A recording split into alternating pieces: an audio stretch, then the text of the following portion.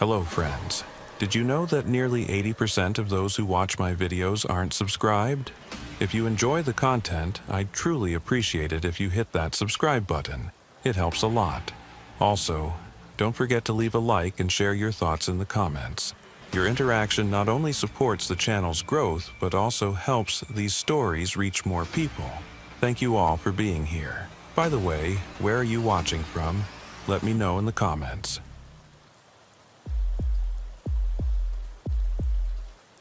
My shift started at 11 o'clock p.m. I was working in the northern part of Deschutes County, Oregon. It was mid-November, and the nighttime temperature was close to freezing. The sky was hazy, and the moon was not clearly visible. Highway 97 between Burns Junction and Bend, a highway approximately 145 kilometers long. The mostly flat, two-lane road cut through high desert and scattered ponderosa pine forests. I had been a state trooper for 6 years by then. I preferred night shifts. There was less traffic and congestion, fewer civilians to deal with. Just you, the road, and the occasional drunk or reckless driver or stranded motorist. The silence suited me. That night, my patrol car was a 2019 black and white Dodge Charger, equipped with a standard MDT computer terminal, dash cam, and radio system. The dispatcher for the night was someone I'd worked with before. Her name was Nicole Brennan, a veteran operator with 15 years on the job. Professional, calm under pressure, never panicked. The kind of voice you wanted to hear when things went sideways.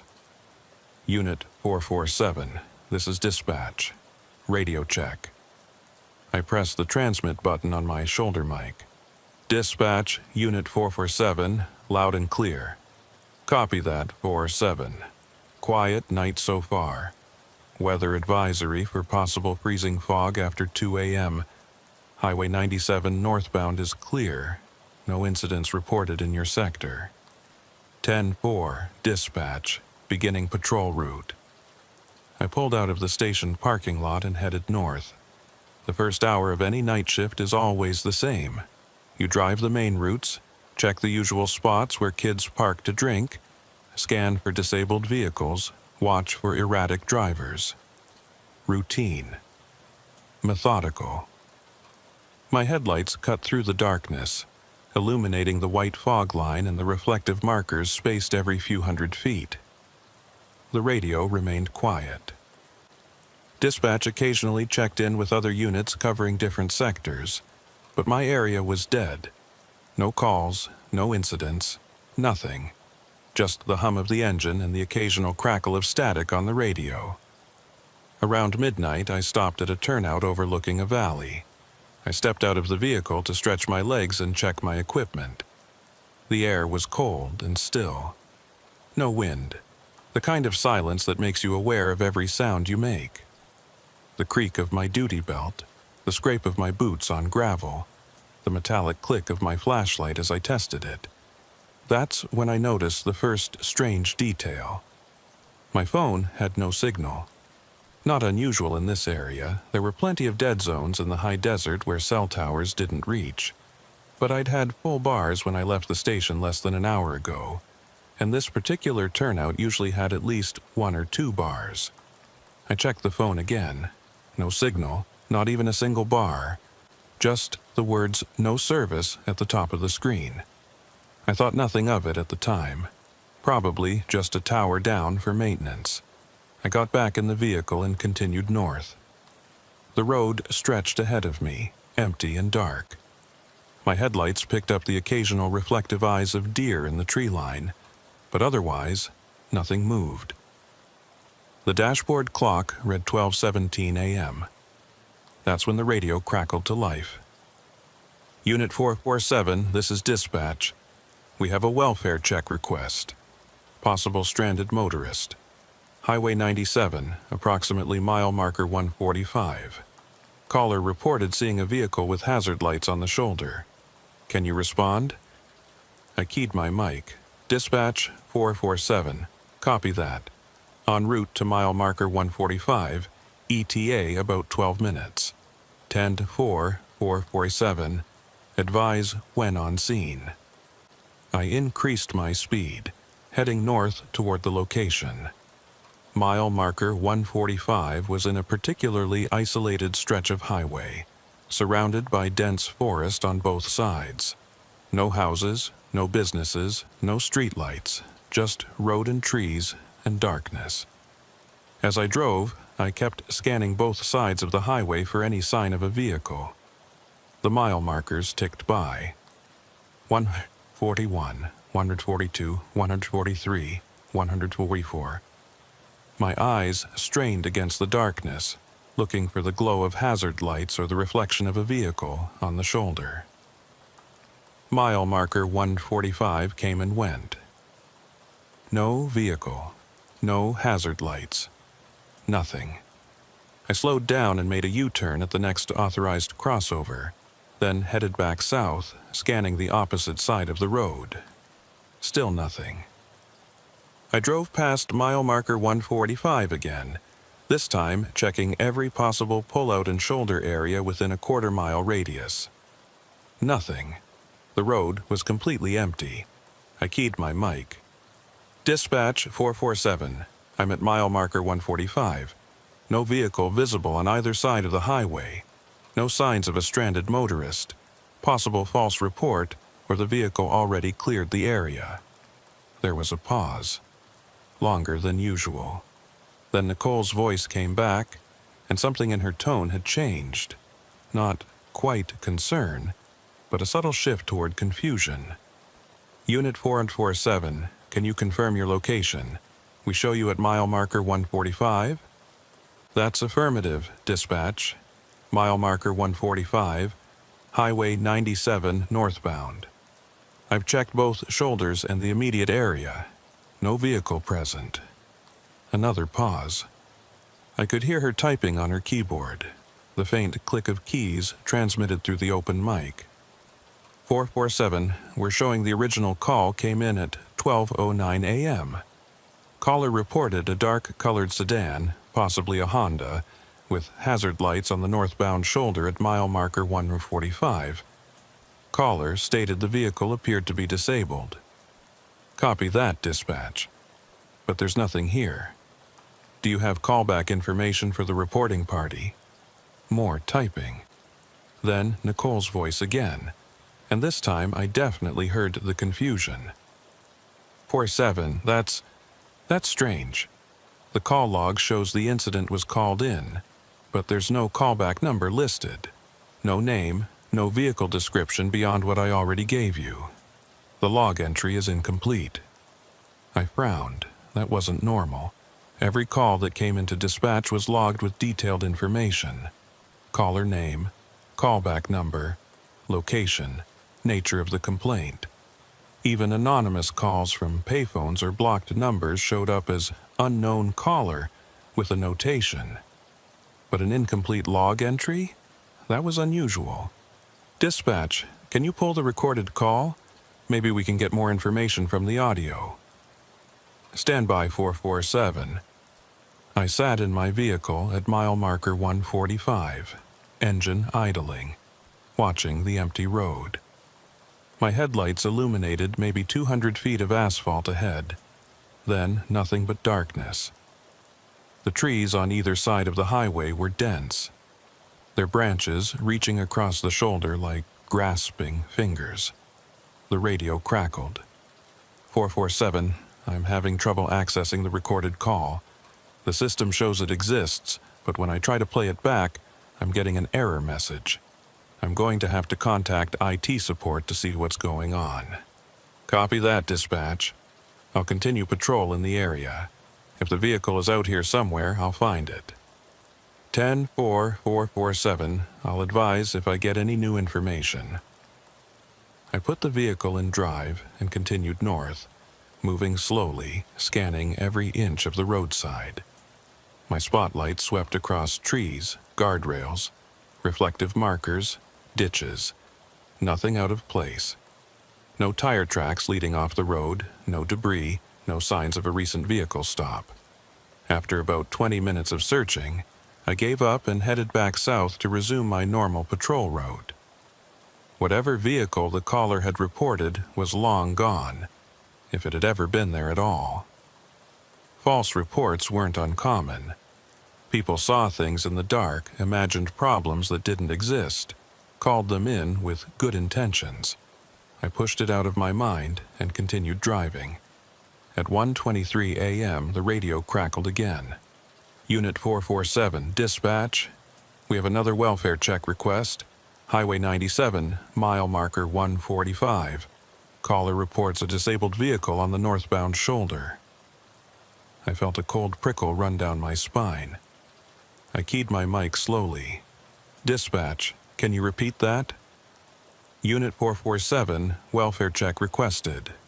Highway 97, mile marker 145, disabled vehicle northbound shoulder. Dispatch, I was just at that location less than an hour ago. There was no vehicle present. Copy that, 447. But we have a new call reporting the same location. Can you respond? I hesitated. Something about this felt wrong. The same location, the same type of call, within an hour of the first one. But dispatch was asking me to respond, so I had no choice.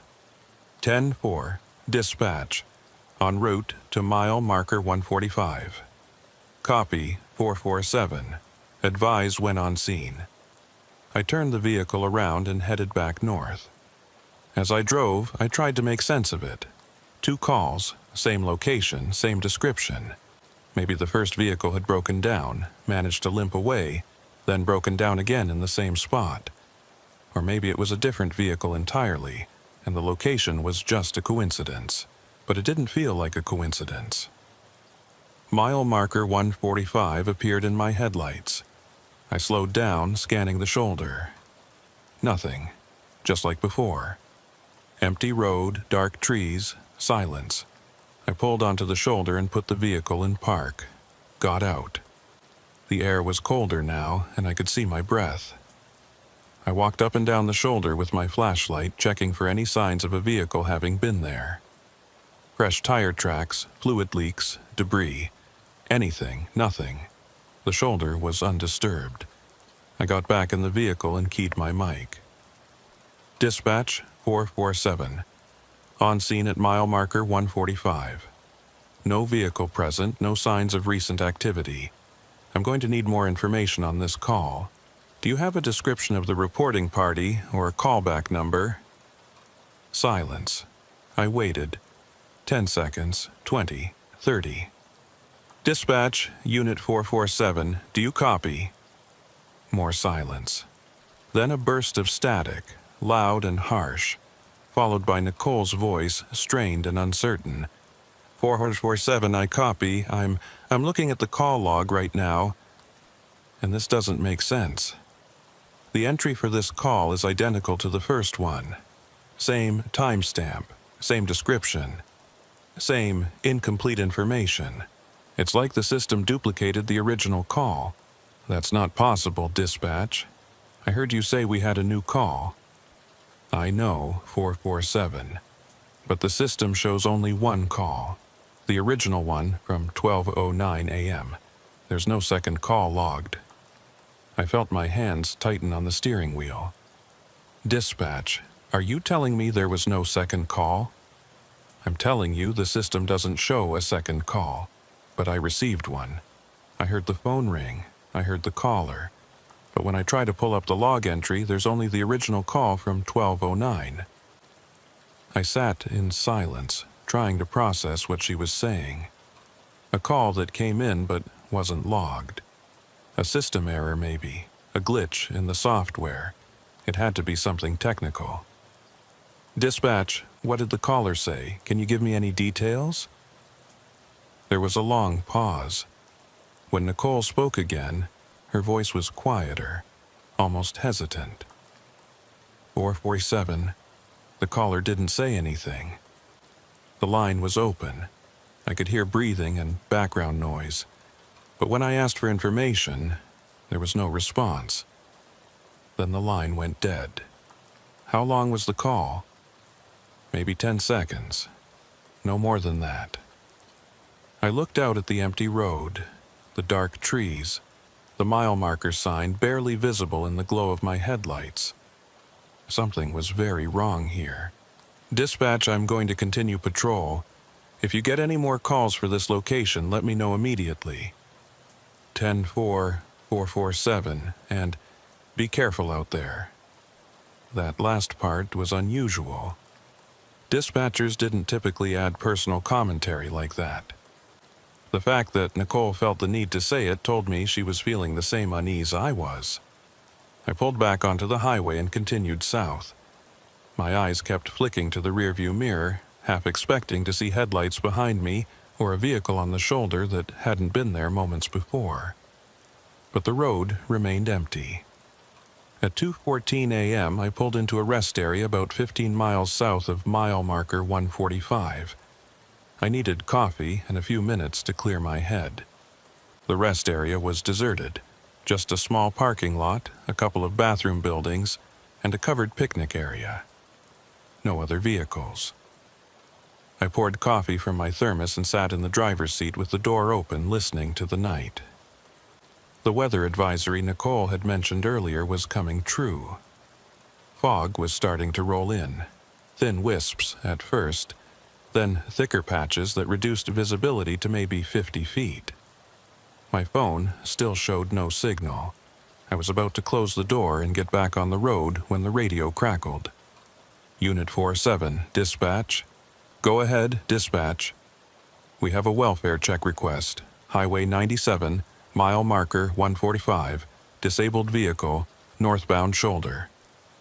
My blood went cold. Dispatch, say again. Unit 447, welfare check. Highway 97, mile marker 145, disabled vehicle on the shoulder. Can you respond? I stared at the radio, my mind racing. This was the third time, the exact same call, the exact same location. This wasn't a coincidence. This wasn't a system glitch. Dispatch, I need you to listen to me very carefully. This is the third call for the same location. Something is wrong. Are you sure you're receiving an actual call and not some kind of system loop? 447, I understand your concern, but I'm looking at an active call right now. The caller is on the line. They're reporting a disabled vehicle at mile marker 145. Put them through to me. Patch the call through to my radio. Stand by, 407. I waited, my heart pounding. This had to be a prank. Someone with a police scanner calling in false reports messing with us. But even as I thought it, I knew it didn't add up. Dispatch could trace calls. Fake emergency calls were a felony. And why would someone repeatedly report the same location? The radio clicked, and I heard a connection being made. Then silence.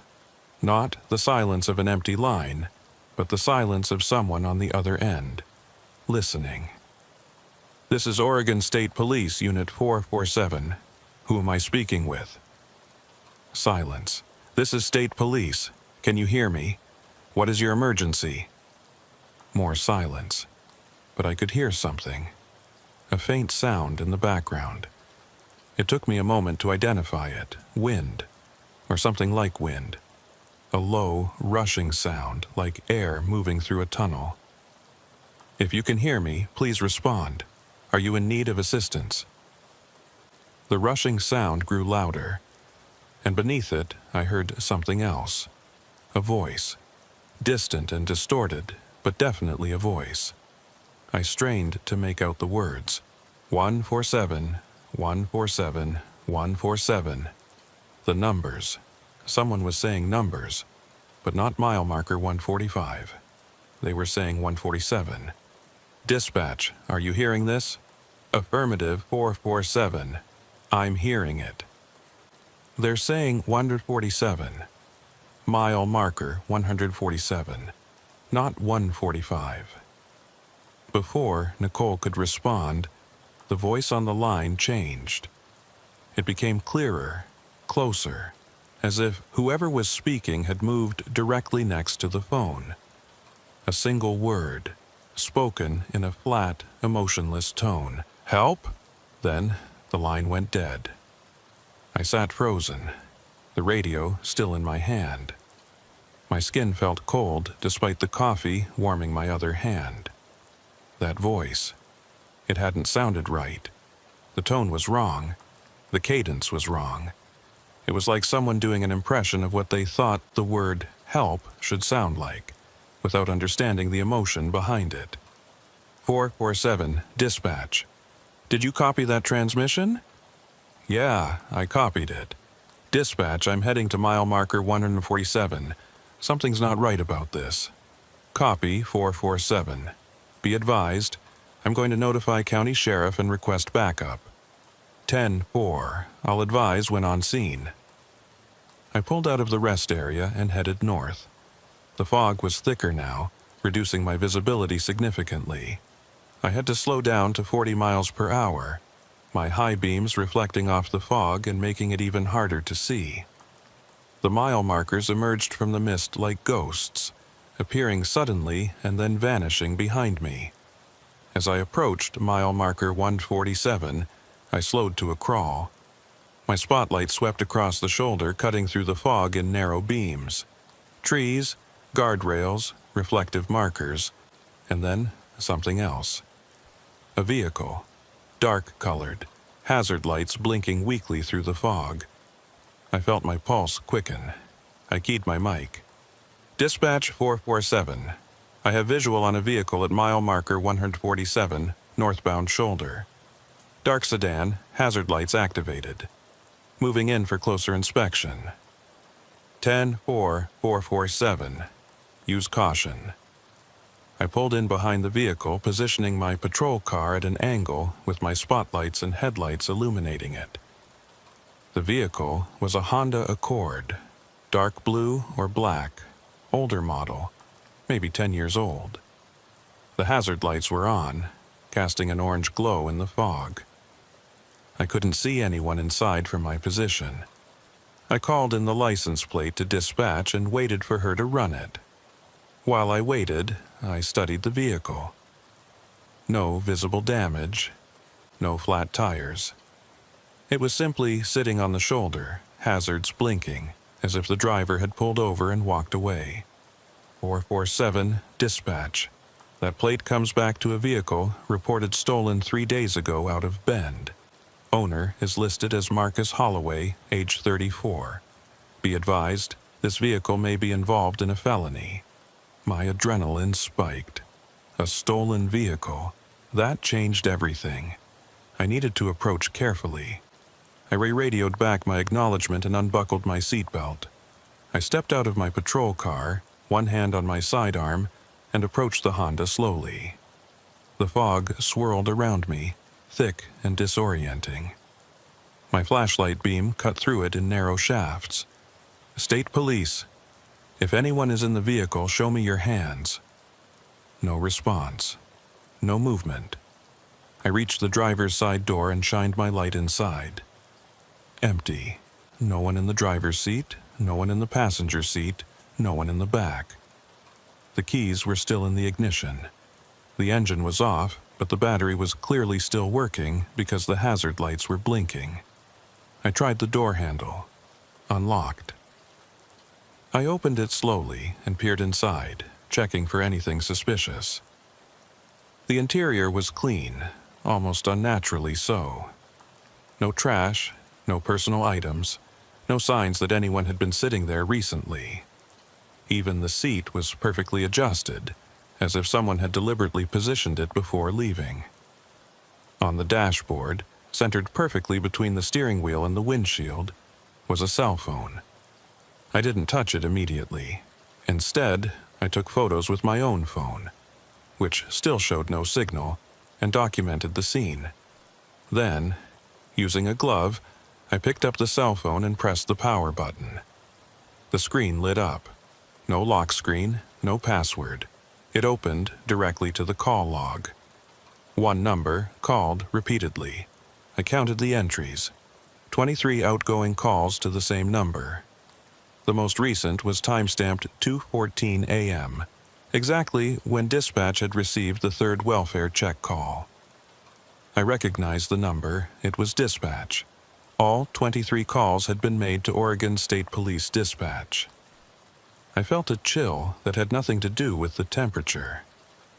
I looked around, suddenly very aware of how isolated I was. The fog pressed in from all sides. The only sound was the steady click-click-click of the Honda's hazard lights. Dispatch 447. The vehicle is clear, no occupants. But I found a cell phone inside with multiple calls to dispatch in the log. The most recent call matches the timestamp of our last welfare check request. Copy 447. Can you determine who the phone belongs to? I navigated to the phone's settings, looking for identifying information. The phone's owner name was listed simply as M. Holloway, the same name as the vehicle's registered owner. Dispatch, phone is registered to Marcus Holloway, same name as the vehicle owner. I'm going to secure this as evidence and request a tow for the vehicle. 10-4-447. I'll contact a tow service. Backup is en route. ETA 20 minutes. 20 minutes. I looked at my watch. 2:47 a.m. I'd be standing here in the fog, alone with a stolen vehicle and a phone full of mysterious calls for 20 minutes. I walked back to my patrol car and sat in the driver's seat, leaving the door open so I could keep an eye on the Honda. The fog made it difficult to see more than 30 feet in any direction. The Honda's hazard lights continued their rhythmic blinking. That's when I noticed something that made my stomach drop. The call log on my MDT computer, the mobile data terminal that tracked all my radio communications, was showing something impossible. The 3 welfare check calls from tonight were listed. But according to the timestamps, all 3 calls had come in at exactly the same time. 12:09 a.m., not 12:09, then 1:23, then 2:14 like I remembered. All 3 showed 12:09 a.m. I checked my watch again. 2:51 a.m. I looked at the dashboard clock in my patrol car. 12:09 a.m. I felt my heart start to pound. That wasn't right. That couldn't be right. I'd been on duty for nearly 4 hours. The clock should read close to 3 o'clock a.m., not 12:09. I grabbed my personal phone. No signal, but the time displayed, 2:51 a.m., my watch, 2:51 a.m. Dashboard clock, 12:09 a.m., MDT timestamp, 12:09 a.m. I keyed my radio with shaking hands. Dispatch, 447. Can you give me a time check? 447, current time is 12:09 a.m. No, that wasn't possible. Dispatch, my watch shows 2:51 a.m. Are you sure your time is correct? There was a long pause. When Nicole responded, her voice sounded uncertain. 447, I'm looking at 3 different time sources right now. Dispatch system shows 12:09 a.m. The wall clock shows 12:09 a.m., but my personal cell phone shows 2:51 a.m. We were both seeing it. Whatever this was, it wasn't just me. Dispatch, something is very wrong. I'm going to request immediate backup. The radio cut out. Not with static, but with complete silence. I pressed the transmit button. Nothing. I checked the radio unit. Power was on, volume was up, but no sound came out. Dead air. I tried my cell phone again. Still no signal. I was alone. The fog seemed to grow thicker, pressing against the windows of my patrol car. The Honda's hazard lights continued their steady blinking, and in the silence, the click-click-click sound seemed impossibly loud. That's when I saw movement. Through the fog, beyond the Honda, a figure was walking toward me. I couldn't make out any details, just a dark silhouette moving steadily closer, slowly, deliberately. My hand went to my sidearm. I stepped out of the patrol car, positioning myself behind the door for cover. State Police, stop where you are and identify yourself. The figure kept walking. Closer. 30 feet, 25 feet. The fog swirled around it, but I still couldn't see any features. Just a dark shape, human-sized, moving with an odd, stilted gait. I said, "Stop. Do not come any closer." 20 feet, 15 feet. I drew my weapon, aiming at the figure. "Stop immediately, or I will be forced to take action." 10 feet, and then the figure stopped. Right at the edge of my headlight beams, just barely visible through the fog. I could see it was a person, standing perfectly still. Too still, no swaying, no fidgeting, no movement at all. Just standing. "Put your hands where I can see them. Do it now." The figure raised its arms slowly. But as it did, I realized something was wrong with the proportions. The arms were too long, or the torso was too short. Something about the silhouette wasn't quite right. Step forward into the light. Slowly. The figure took one step forward, then another. As it moved into the full beam of my headlights, I felt every muscle in my body tense. It was Marcus Holloway. I knew because I'd seen his license photo when dispatch ran the plate. Same face, same build, same features. But his eyes were completely black. Not just the pupils, the entire eye, from corner to corner, was solid black. And his skin had a waxy, artificial quality, like a mannequin. He opened his mouth and spoke in that same flat, emotionless tone I'd heard on the radio. "Help." Then he turned and walked back into the fog. I stood frozen, my gun still aimed at the space where he'd been standing.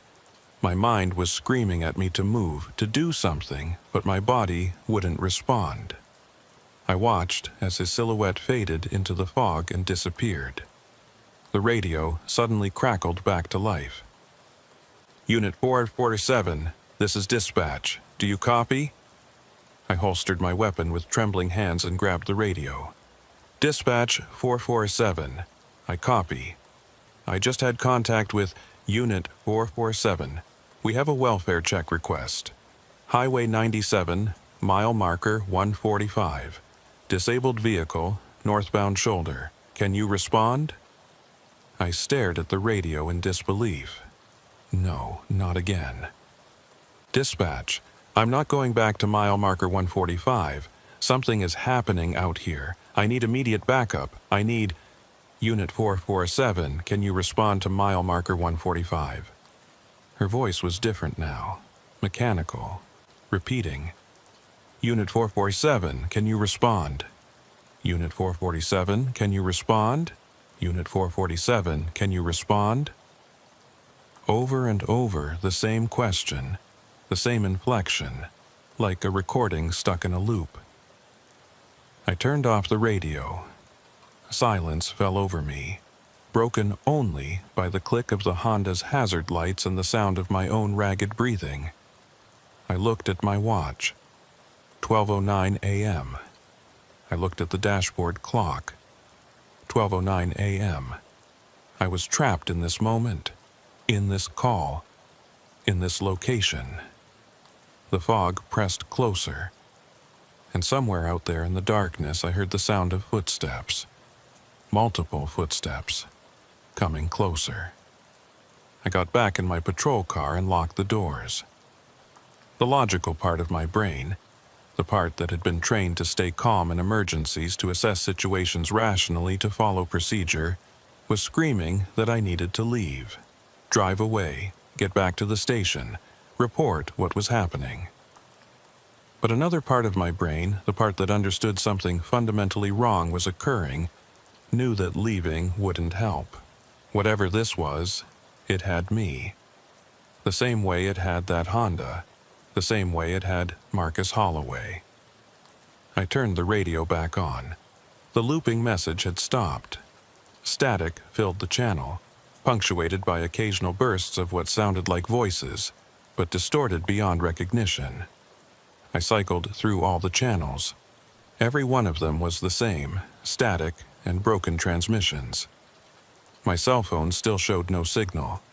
I checked my laptop. The MDT terminal, it was frozen on a single screen. the call log showing all 3 welfare checks time-stamped at 12:09 a.m. I tried to access other systems, tried to type, tried to close programs. Nothing responded. The computer was locked. Through the windshield, the fog continued to press in. The Honda's hazard lights blinked their steady rhythm. The footsteps I'd heard had stopped, but I could feel presences out there. Multiple figures just beyond the range of my headlights watching. I needed to think. I needed to understand what was happening. The calls had all referenced mile marker 145, but the vehicle had been at 147, 2 miles north. The phone in the Honda had called dispatch 23 times. All the timestamps on my systems had frozen at 12:09 a.m., the exact time the first call had come in. A loop. That's what this felt like. A loop in time or space or reality. I didn't know which. I was being pulled back to the same moment, the same location, over and over. But why? What was the purpose? I grabbed my notebook and pen, old school but reliable, and started writing down everything I could remember. Times, locations, observations. The way Marcus Holloway's eyes had been solid black. The mechanical quality of Nicole's repeated question on the radio. The discrepancy between my watch and the vehicle's clock. As I wrote, I noticed something. On the dashboard of my patrol car, partially obscured by my coffee thermos, was a piece of paper I didn't remember putting there. I picked it up. It was a printout of a news article, dated 3 years ago. The headline read, "Local Man Missing After Highway Disappearance." I read the article quickly. Marcus Holloway, age 31 at the time, had disappeared while driving on Highway 97 between Bend and Burns Junction.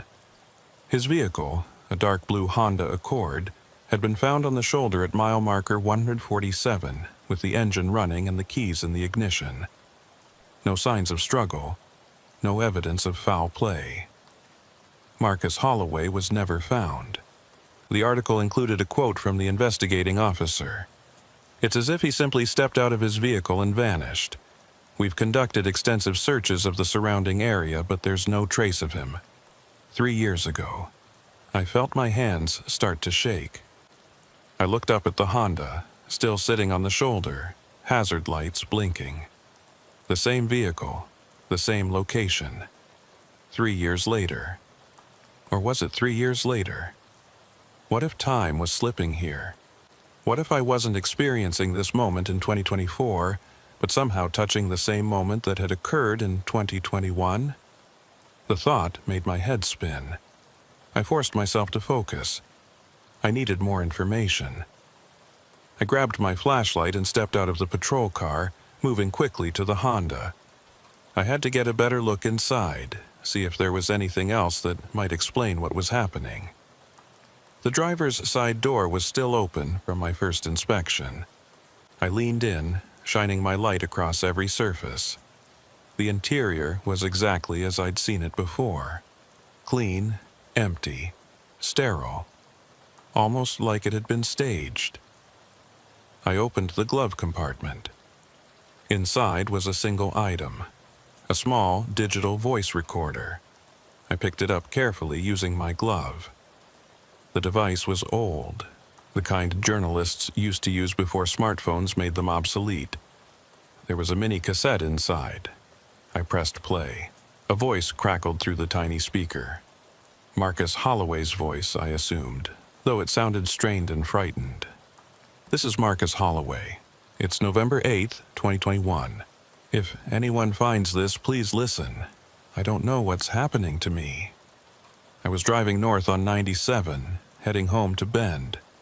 It was around midnight. Clear night, no fog, good visibility. I saw a vehicle on the shoulder with its hazard lights on. It looked like someone needed help. A pause, breathing. I pulled over to check on them, but when I got out of my car, there was no one there. The vehicle was empty. A dark SUV, I think. I couldn't see it clearly. I tried to call 911, but my phone had no signal. so I got back in my car and tried to leave. Another pause, this one longer. I can't leave. I've been driving for what feels like hours, but I keep ending up back at the same spot. Mile marker 147. The same vehicle is still on the shoulder. I've tried going north, going south, doesn't matter. I always end up back here. And now I'm seeing things. People walking in the darkness. They look human, but they're not. They're watching me. His voice dropped to a whisper. I think they want me to stay. I think this place, this spot on the highway, I think it traps people. I don't know how or why, but I can feel it pulling at me. Like gravity, but worse. Every time I try to leave, the pull gets stronger, and the people in the darkness, they get closer. Static, then his voice again, barely audible. If you're hearing this, don't stop here. Don't try to help anyone on this stretch of road, just drive. Don't stop. Don't. The recording cut off abruptly. I stood there holding the voice recorder, my heart pounding so hard I could hear it in my ears. Marcus Holloway had experienced the exact same thing I was experiencing now, 3 years ago. He'd been trapped in the same loop, seen the same figures in the darkness, and he'd never escaped. A sound made me spin around. Behind me, maybe 20 feet away, stood 3 figures. They emerged from the fog like shadows gaining substance. All 3 were wearing what looked like state trooper uniforms. As they moved closer, I could see their faces. The one in the center was me, not a similar-looking person, not someone who resembled me. It was my face, my build, my exact uniform down to the badge number and name tape. But like Marcus Holloway, the eyes were completely black, and the skin had that same waxy, artificial quality. The 2 figures flanking it were other troopers I recognized, officers who had disappeared over the years. Reed Dalton, who'd vanished 4 years ago during a night shift on this same stretch of highway. Mason Brooks, who'd gone missing 2 years before that. They stood perfectly still, staring at me with those black eyes.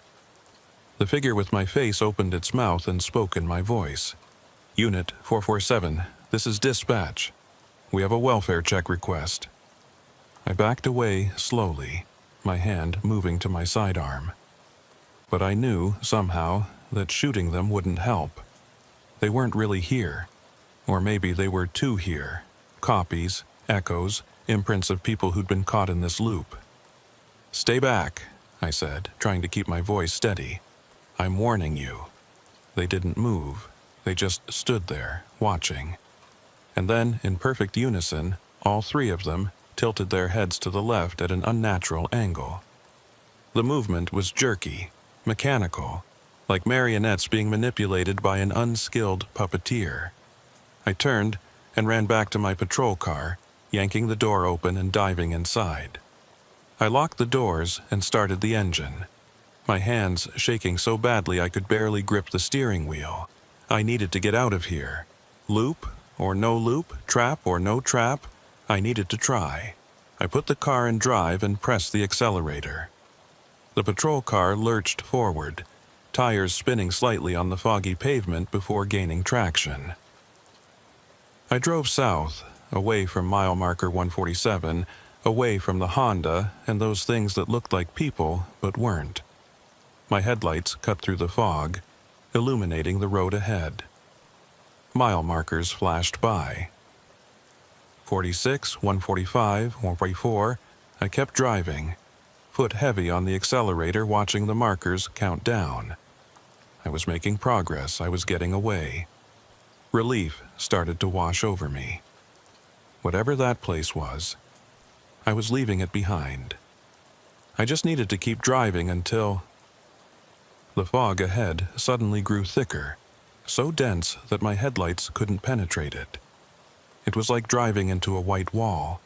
I slowed down, straining to see the road, but visibility dropped to 0 within seconds. I came to a complete stop, afraid to continue blind. I sat there, engine idling, waiting for the fog to thin. Slowly, gradually, the white wall began to recede. Visibility returned, and as it did, my heart sank. Mile marker 147. I was back, exactly where I'd started. The Honda was on the shoulder, hazard lights blinking. My patrol car was positioned behind it at an angle, exactly as I'd left it. No, that wasn't right. My patrol car was still here, but I was in my patrol car, which meant I looked in my rearview mirror. Behind me, parked on the shoulder, was another state police vehicle. Same model, same number. Unit 447. My unit. I was looking at my own patrol car, parked behind the Honda, exactly as it had been moments ago. And sitting in the driver's seat of that other patrol car, I could see a figure. As I watched, it opened the door and stepped out. It was me. Another version of me, moving through the same motions I'd gone through earlier. The figure approached the Honda, flashlight sweeping across the interior, checking the doors. It was recreating my actions exactly, like watching a recording of myself. I looked down at my own hands, gripping the steering wheel. They were solid, real. I was here, in this moment, experiencing this, but I was also there, behind me, investigating the Honda. The loop wasn't just repeating, it was layering. Multiple versions of the same event, stacking on top of each other. How many times had I already been through this? How many versions of me were trapped in this moment? The figure that looked like me finished inspecting the Honda and returned to its patrol car.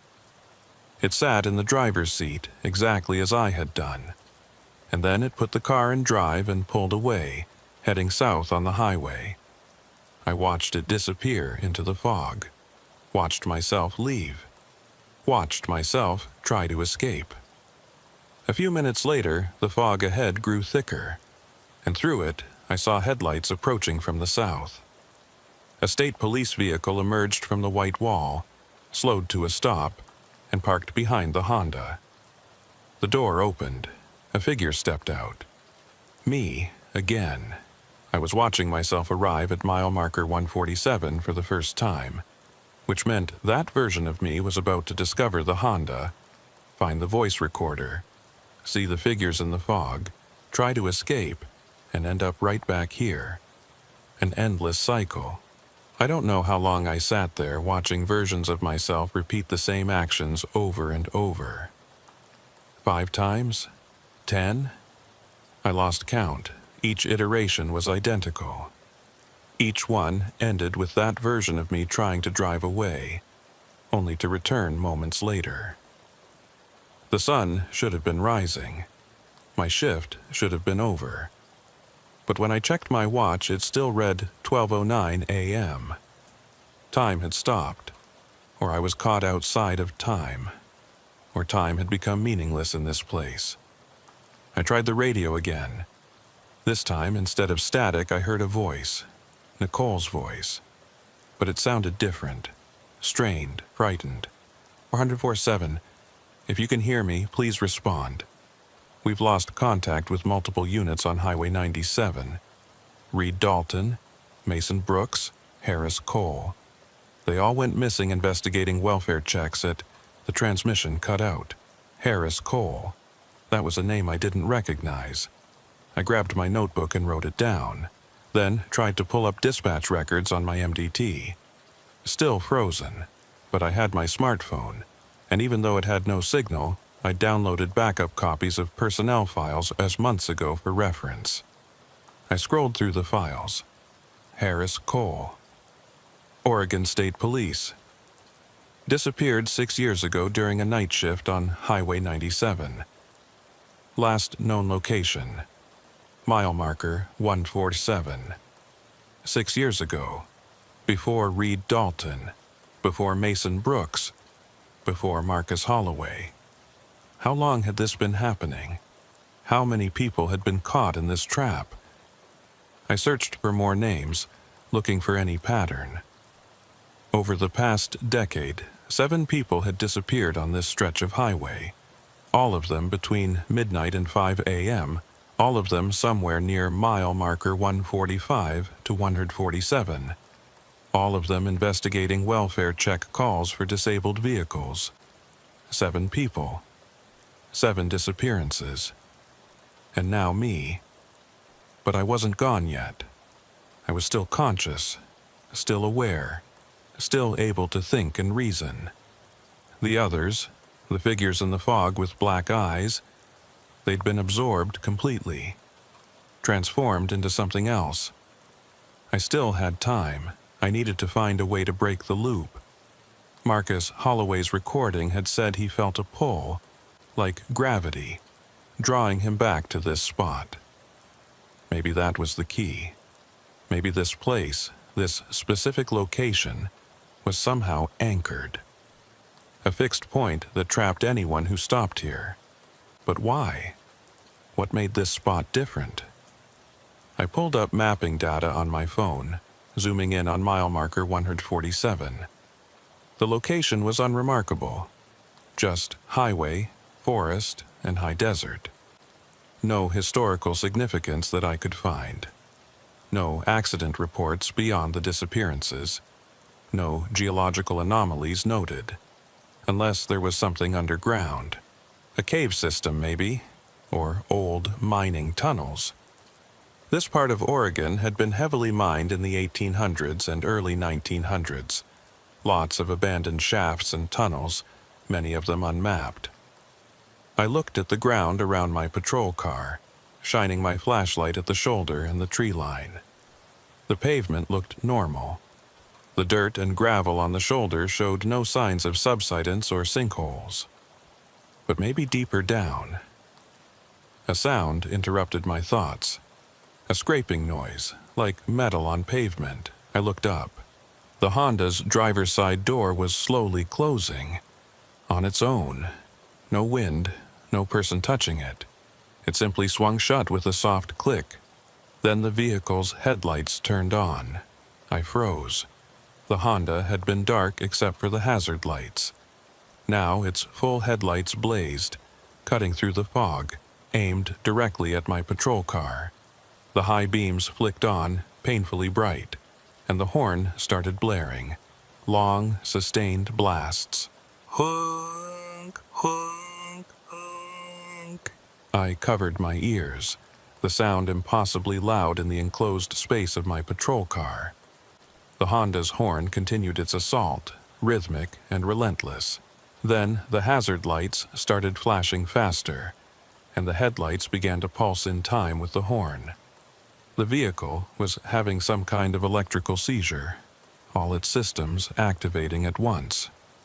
The radio crackled.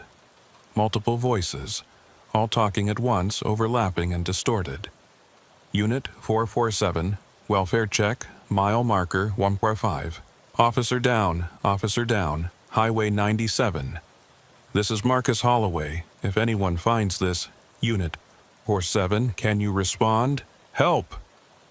The cacophony was overwhelming. I reached for the radio to turn it off, but before I could, all the voices suddenly stopped. Silence fell like a hammer. The Honda's horn went quiet. Its lights shut off. The hazard lights resumed their slow, steady blinking. In the new silence, I heard something else. Footsteps on pavement. Many footsteps. Coming from all directions. I looked through my windows. Figures were emerging from the fog. Dozens of them. All wearing uniforms. State police, sheriff's deputies, civilian clothes, all moving toward my patrol car with that same jerky, unnatural gait. All with solid black eyes and waxy skin. I recognized some of the faces. Reed Dalton, Mason Brooks, Harris Cole, Marcus Holloway. Others I didn't know, but their uniforms placed them decades apart. Some modern, some from the 90s, some that looked like they were from the 70s or 80s. How long had this been happening? How far back did it go? They surrounded my patrol car, pressing close to the windows. Dozens of faces staring in at me. Some were mouthing words I couldn't hear. Others were perfectly silent, just watching with those black eyes. The figure that looked like me pushed its way to the front. It placed its hands on my driver's side window, and I could see they were wrong, too. The fingers were too long, the joints bent at angles that weren't quite right. It opened its mouth and spoke, and this time I could hear it clearly through the glass. Stay. One word. Simple. Direct. All the other figures repeated it in unison. Stay. Stay. Stay. Their voices layered and echoed, creating a sound that seemed to come from everywhere at once. The word repeated, over and over, building in volume until it felt like my skull would crack from the pressure. I squeezed my eyes shut, hands pressed over my ears, trying to block it out. The word continued, relentless. Stay. Stay. Stay. Stay. And then, suddenly, it stopped. I opened my eyes. The figures were gone. The fog had cleared slightly. I was alone again at mile marker 147, my patrol car parked behind the Honda. I checked my watch. 12:09 a.m. I checked the dashboard clock. 12:09 a.m. I looked at the MDT. Still frozen. Still showing 12:09 a.m. I was back at the beginning. Again. I sat in my patrol car and tried to think rationally. Every attempt to leave brought me back here. Every moment in the loop felt real, but I was somehow unstuck from normal time. The figures in the fog were past victims, transformed into something else. Guardians or prisoners of this place, I couldn't tell which. The location itself had to be the key. Mile marker 147. Something about this specific point on Highway 97 was acting as an anchor, a trap. And according to the patterns I documented, it had been active for decades. I needed to approach this differently. Running hadn't worked. Trying to escape the loop physically was impossible. So, what if the solution wasn't physical? I thought about what Marcus Holloway had said in his recording. He'd felt a pull, like gravity. Maybe that was literal. Maybe this place exerted some kind of force, not physical gravity, but something that affected consciousness, or perception, or time itself. If that were true, then maybe the way out wasn't to drive away from the location, but to somehow resist or counteract the pull. But how? I grabbed my notebook again and reviewed everything I'd written. The calls always referenced mile marker 145, but the vehicle appeared at 147, 2 miles north. What if that wasn't an error? What if the difference was significant? Mile marker 145 might be where the trap began, the event horizon, so to speak. And mile marker 147 was the center, the point of no return. Anyone who made it to 147 was caught. But maybe at 145, there was still a chance to break free. It was a theory, a desperate, probably wrong theory. But it was all I had. I checked my equipment. Flashlight, extra batteries, my sidearm with 2 spare magazines, my baton, zip ties, first aid kit. None of it seemed useful against whatever I was dealing with, but I felt better having it inventoried. I also grabbed the voice recorder from the Honda. If I was going to try something different, I wanted to document it. Maybe the next person caught in this trap would need the information. I pressed record on the device and spoke into it. This is State Trooper. I'm documenting my experience at mile marker 147 on Highway 97. The time according to my watch is approximately 2:53 a.m., but all system clocks are frozen at 12:09 a.m.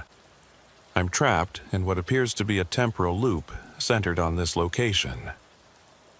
I paused, trying to organize my thoughts. Multiple individuals have disappeared here over the past several decades. Their echoes or copies remain, manifesting as figures with black eyes and waxy skin.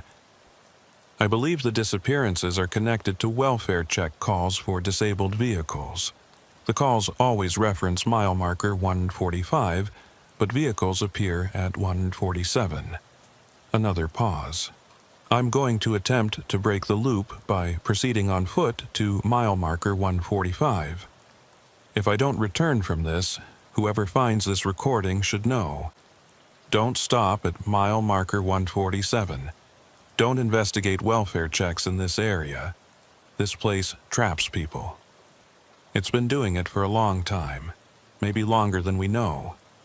I stopped the recording and slipped the device into my pocket. Then I got out of my patrol car. The air was cold and thick with fog. My breath came out in clouds. I closed the door behind me and locked the vehicle. A pointless gesture, but habit ran deep. I started walking south along the shoulder of the highway, my flashlight cutting through the fog. The Honda's hazard lights blinked behind me, growing fainter as I put distance between us. 1 mile. I needed to walk 1 mile to reach mile marker 145. At a steady pace, maybe 15 or 20 minutes, I walked in silence, listening for any sign of the figures. But the fog remained empty. Only my footsteps on gravel broke the quiet. After what felt like the right amount of time, I stopped and shined my flashlight on the road. I should have passed at least 1 mile marker by now, but I hadn't seen any. I looked behind me. The Honda's hazard lights were still visible in the distance, faint orange pulses in the fog. I'd been walking away from it for 20 minutes. Those lights should have been long out of sight by now. I turned and continued walking. Another 10 minutes. Still no mile marker. And when I looked back, the Honda was still there, exactly the same distance away. I wasn't moving, or rather, I was walking, but the distance wasn't changing. It was like being on a treadmill, endless motion with no progress. I stopped and stood still, considering my options. If I couldn't move away from mile marker 147 on foot, then maybe I needed to move toward something instead. But what? That's when I noticed it. To my left, barely visible through the fog, was a break in the tree line, a narrow path or access road leading into the forest. I hadn't noticed it before during any of my patrols. In fact, I was certain it hadn't been there, but it was there now. I hesitated. Every instinct told me not to leave the highway. Stay on the road. Stay visible. Don't go into the woods at night with poor visibility and no backup. But I was already in an impossible situation. Normal rules didn't apply here. I turned my flashlight toward the path. It was overgrown with weeds and small bushes, suggesting it hadn't been used in years. But the path itself was clear enough to follow. It led directly into the forest, disappearing into darkness after about 20 feet. I pulled out the voice recorder again and documented what I was seeing. Then I took a deep breath and stepped off the highway. The ground beneath my feet changed immediately. The firm pavement of the highway shoulder gave way to soft earth and dead leaves. The sound of my footsteps became muffled. The fog seemed thinner here, or maybe it was just that the trees blocked my view of it. I followed the path deeper into the forest. My flashlight beam danced across tree trunks and low-hanging branches. The path curved slightly to the left, then straightened out again. After about 50 yards, I came to a clearing. In the center of the clearing was a structure. At first, I thought it was a small building or shed, but as I got closer, I realized it was something older, much older. It was a stone foundation, maybe 10 feet by 10 feet, with 3 walls still partially standing. The 4th wall had collapsed, leaving a gap where a doorway might have been. The stonework was rough and weathered, covered in moss and lichen. This thing had been here for a century, maybe more. I approached cautiously, sweeping my flashlight across the structure. No roof, no door, just these crumbling walls in the middle of the forest. but there was something inside. I stepped through the gap in the wall and entered what remained of the structure. The floor was dirt, packed hard by time, and in the exact center, someone had placed objects in a circular pattern, pieces of metal, badges, nameplates, belt buckles, all of them engraved with names or numbers. I knelt down, examining them more closely. Each item was from a law enforcement uniform: state police, county sheriff, highway patrol. Some were recent, the metal still shiny. Others were corroded with age, green with oxidation. I recognized some of the names: Reed Dalton, Mason Brooks, Harris Cole, and there, near the edge of the circle, a badge with my name on it, Unit 47. My badge. But I was still wearing my badge. I looked down and confirmed it was clipped to my uniform. So how could my badge also be here, in this circle of items, unless it was a copy, or a future version, or something left behind by one of my loop iterations? In the center of the circle, sitting on a flat stone, was a human skull. I stood up quickly, my hand moving instinctively to my sidearm, but I didn't draw. There was no threat here, just evidence of something ancient and wrong. The skull was old, the bone yellowed with age. It sat on the stone like an offering or a marker, and around its base, someone had carved symbols into the stone. Not letters or numbers, abstract shapes that didn't match any language I recognized. I pulled out my phone and took pictures of everything: the structure, the circle of badges, the skull, the symbols. If I somehow managed to get out of this, these images would be critical evidence. As I photographed the skull, I noticed something underneath it. A piece of paper, old and yellowed but protected from the elements by the skull's placement. I carefully lifted the skull, trying not to think about whose remains these were, and retrieved the paper. It was fragile, threatening to crumble at my touch. The paper had writing on it, handwritten in faded ink. I held my flashlight close and read, "To whoever finds this, this place is cursed. Has been since the first road was built through here in 1932. Before that, the Indians wouldn't come near this spot. Called it a thin place, where the world of the living and the world of the dead touched. When they built the highway, they disturbed something, opened it wider. Now it takes people, pulls them in and won't let go. I've been studying it for 30 years. Trying to understand, trying to stop it, but it's too strong. All I can do is warn others. Don't stop at mile marker 147. Don't answer the calls. Don't try to help. If you're reading this, you're probably already caught. I'm sorry, there's no way out that I've found. You'll loop forever, or until you become one of them.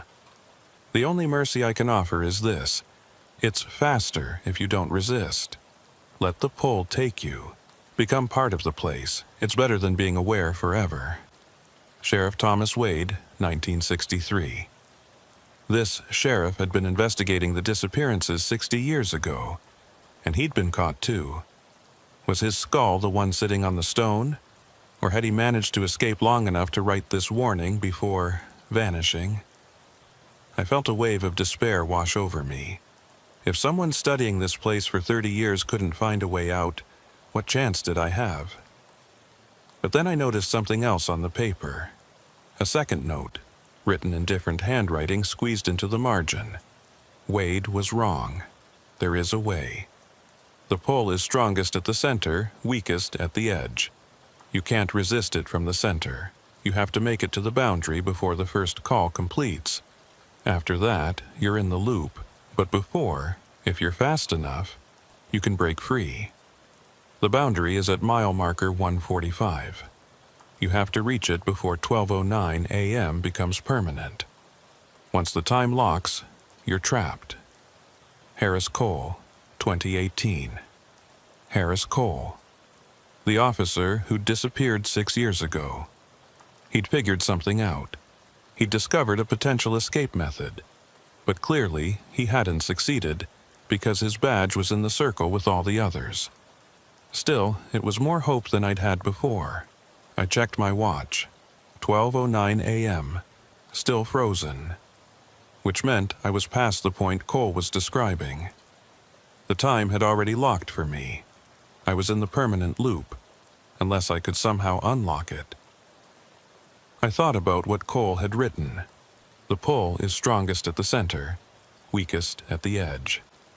I was at the center, mile marker 147, and I'd tried to reach the edge, mile marker 145, but couldn't make progress. But maybe I'd been approaching it wrong. Maybe I couldn't walk to the edge. Maybe I had to be brought there. The welfare check calls. They all referenced mile marker 145. The calls were part of the trap mechanism, luring people to stop. But what if I could reverse it? What if I could use the call to pull myself toward 145 instead of being pulled toward 147? It was insane.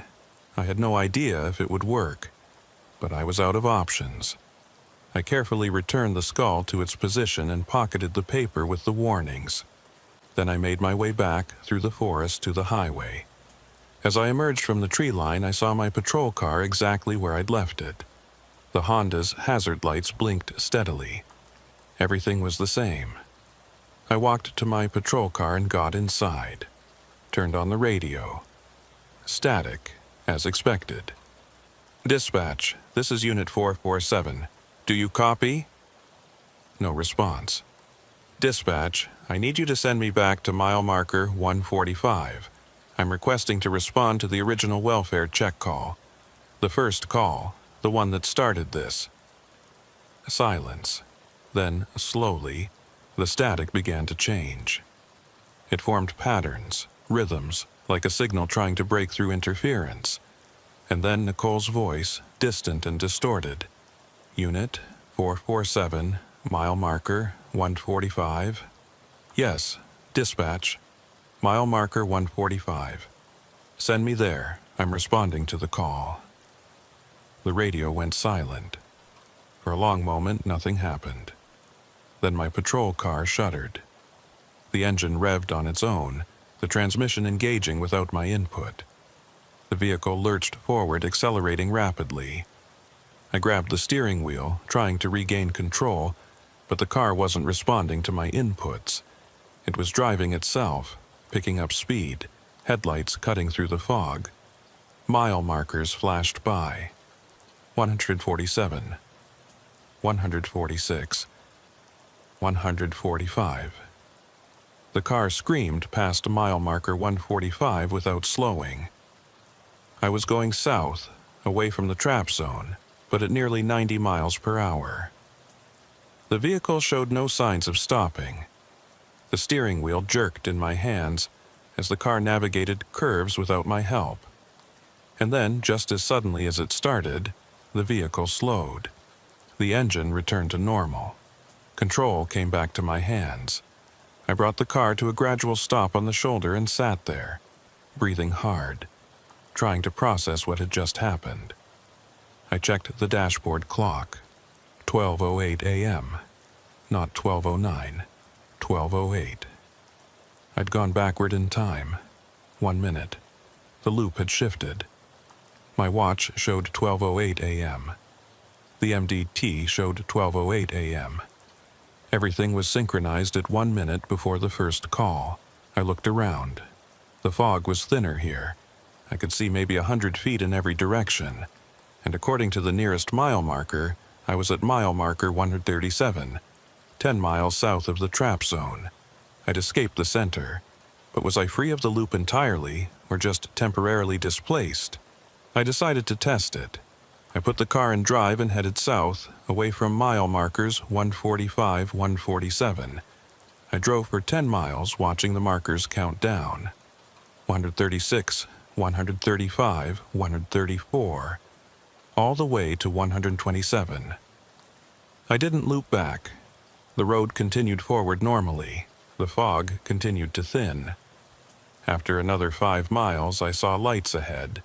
The glow of a gas station and rest area. Civilization. Reality. The normal world. I pulled into the rest area and parked, got out, walked into the gas station where a bored attendant looked up from his phone and nodded at me. "Evening, officer." "Evening," I managed to reply. I was out. I'd escaped. I looked at my watch. 12:47 a.m. Time was moving forward normally again. My phone suddenly vibrated. Signal had returned. 5 bars, multiple missed calls and messages loading. The real world reconnecting. I stepped outside and called dispatch. "Dispatch, this is Unit 447. 47, go ahead." It was Nicole's voice, normal and clear. "Everything okay? You went radio silent for a while there." Yeah. "Radio malfunction. I'm at the rest area at mile marker 122. I need to report something." "Go ahead, 447. I paused, trying to figure out how to explain what had happened. How do you report a temporal loop and murderous copies of missing officers in a way that sounds sane? "Dispatch, I need you to flag mile markers 145 through 147 on Highway 97 as a potential hazard zone. No units should respond to welfare checks in that area without backup and a supervisor present." "Can you clarify the nature of the hazard, 447? I stopped. Thought about Sheriff Wade's warning from 1963. Thought about Harris Cole's note. Thought about all the officers who disappeared trying to investigate or help. There's something wrong with that stretch of road. I can't fully explain it, but people go missing there. Officers go missing there. It needs to be investigated by a specialized team during daylight hours. No one should be sent there alone at night."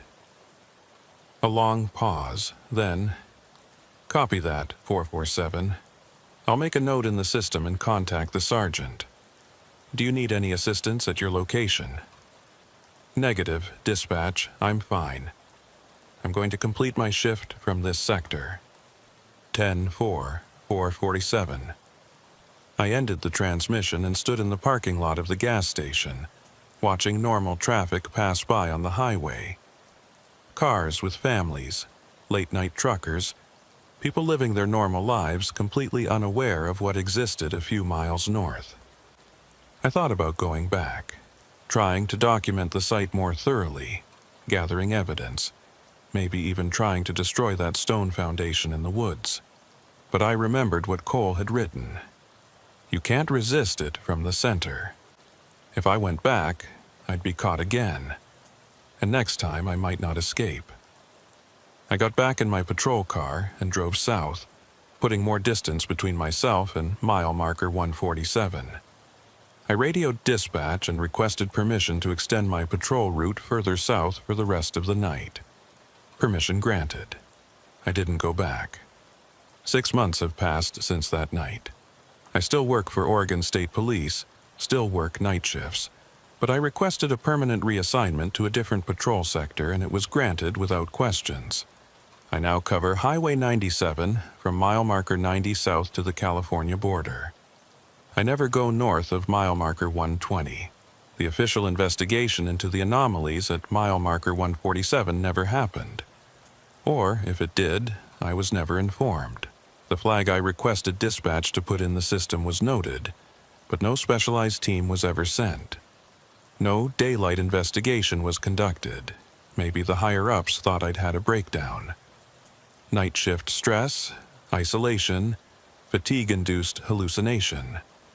They were probably debating whether to send me for a psychological evaluation. But I finished my shift that night without further incident, wrote a very careful report that focused on equipment malfunctions and difficult driving conditions, and never brought it up again. And the disappearances stopped. For 6 months, no one has vanished from that stretch of highway. No welfare check calls have been logged for mile markers 145-147. The area has been quiet. I want to believe that somehow, by escaping the loop, I broke something, disrupted the pattern, closed whatever was opened. But I don't actually believe that. I think it's waiting, building strength, Or maybe it simply doesn't need to feed as frequently as I feared. Sheriff Wade studied it for 30 years. These cycles might span decades. I've tried to investigate what I can from a distance. I submitted FOIA requests for old incident reports and dispatch logs from that area going back as far as records exist. The requests were denied. Ongoing investigation, records sealed. Which tells me someone, somewhere, knows something. I've also looked into the history of that stretch of highway. The road was indeed built in 1932, cutting through what had been wilderness. Before that, the area was part of the traditional territory of the northern Paiute tribes. I found one anthropological survey from the 1920s that mentioned local indigenous people avoiding a particular area they described as the place where the world is thin. The survey didn't specify exact coordinates, but the general description matched the location of mile marker 147. The stone foundation I found in the woods bothered me the most. I've been unable to find any records of what it was. No old maps show a building there. No historical records mention a structure. It's as if it doesn't officially exist, even though I saw it, photographed it, touched it. I still have those photos on my phone. I've looked at them dozens of times, studying the circle of badges, the skull, the carved symbols. I've shown the symbols to colleagues with various specialties: history, archaeology, linguistics. No one can identify them. The voice recorder from Marcus Holloway's car is locked in my personal safe at home. I've listened to his recording multiple times. Each time, I hear something new in the background noise, sounds that might be voices, or might be wind, or might be something else entirely. I've also kept the paper with Sheriff Wade's and Harris Cole's warnings. I read them periodically, reminding myself that what I experienced was real, that I'm not losing my mind. 3 weeks ago, something happened that convinced me the danger isn't over. I was off duty, shopping at a grocery store in Bend. As I was loading bags into my car, I heard a voice behind me. "Excuse me, officer?" I turned. A man was standing there, maybe 35 years old, wearing civilian clothes. He looked normal, tired, but normal. "I'm off duty," I said. "But if you need help, I can call. Are you the trooper who works Highway 97? I felt a chill. "I work a southern sector, yeah. Why?" "I've been having dreams," he said. His eyes were strange, distant. "About a place on that highway, mile marker 147. In my dreams, I'm driving, and I see a vehicle on the shoulder. Every night, same dream.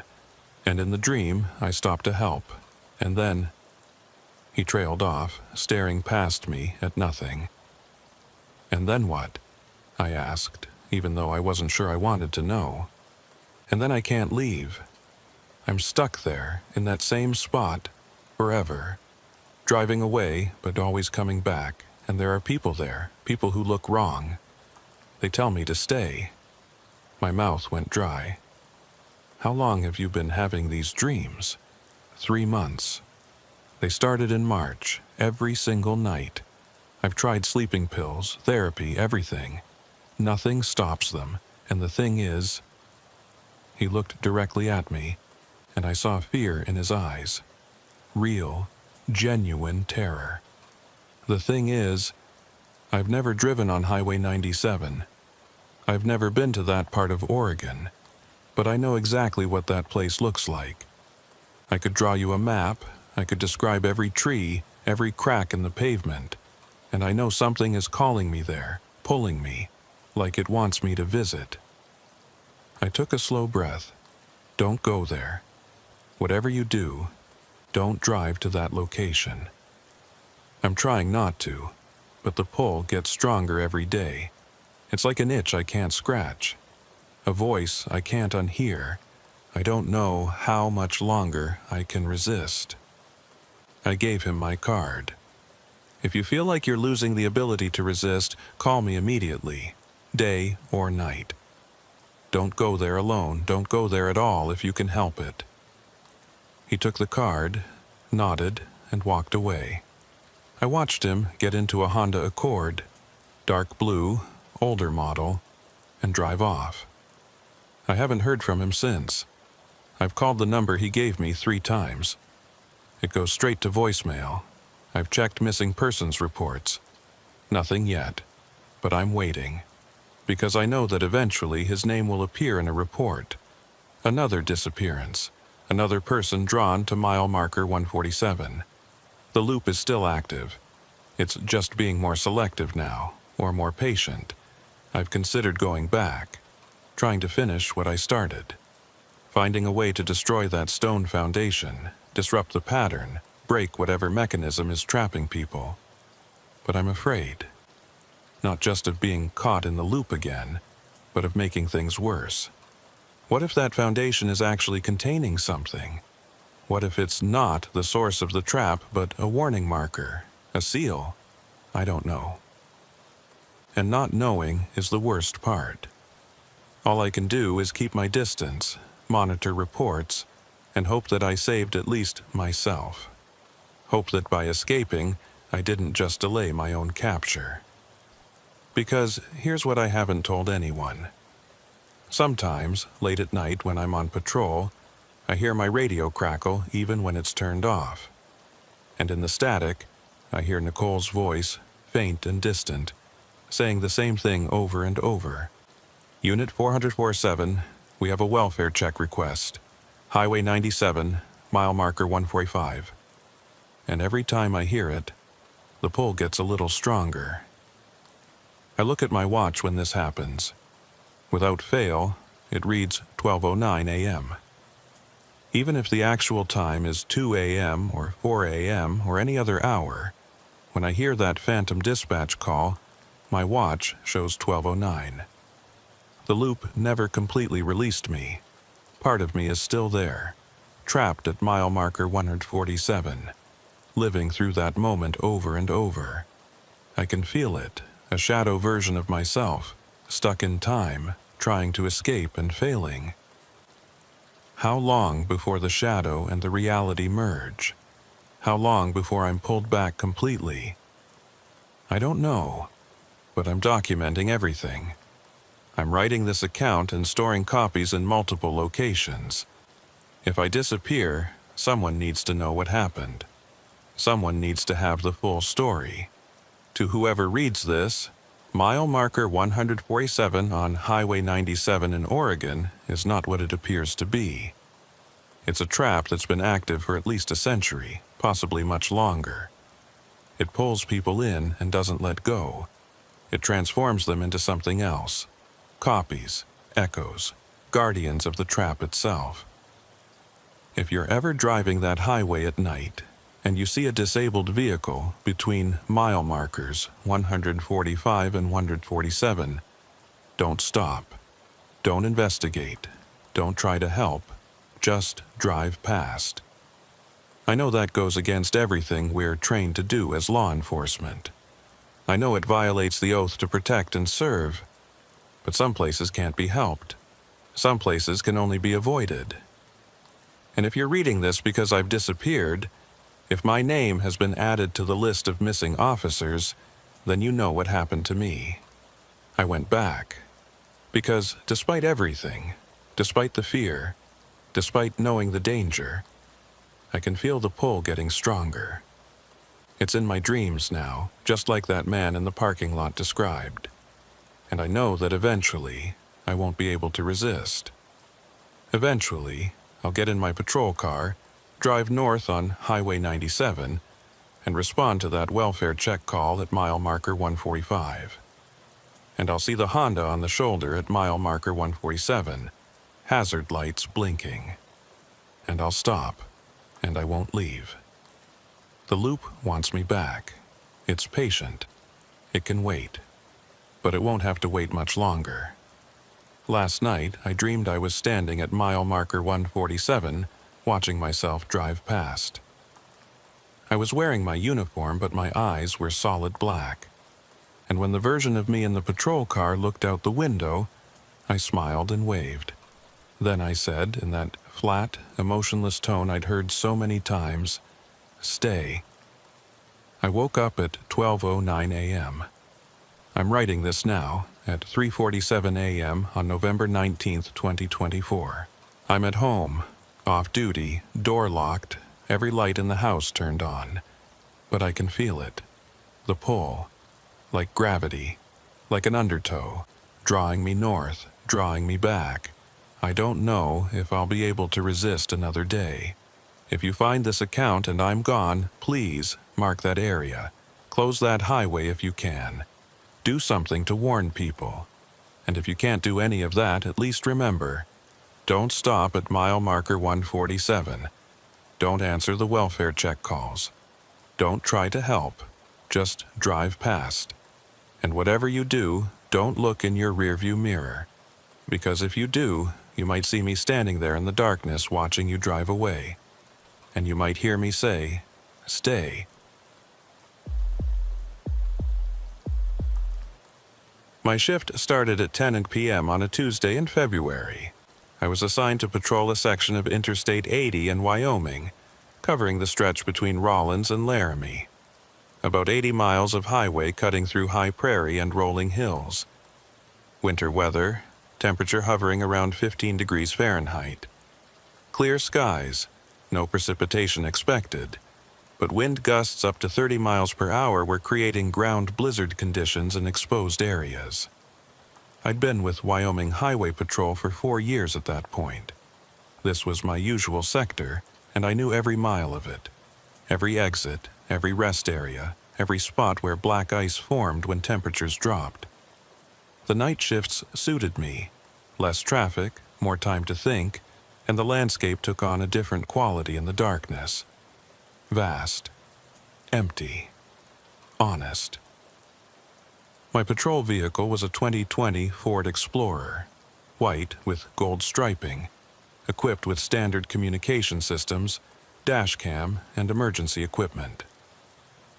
I did my pre-shift inspection, checked my gear, and pulled out of the station in Rawlins at 10:15 p.m. The dispatcher for the evening was a woman named Angela Martinez. She'd been with the department for 12 years, knew her job inside and out, and had a good sense of when to talk and when to stay quiet. Professional and reliable. Unit 23, this is dispatch. Radio check. I press the transmit button. Dispatch, Unit 23, loud and clear.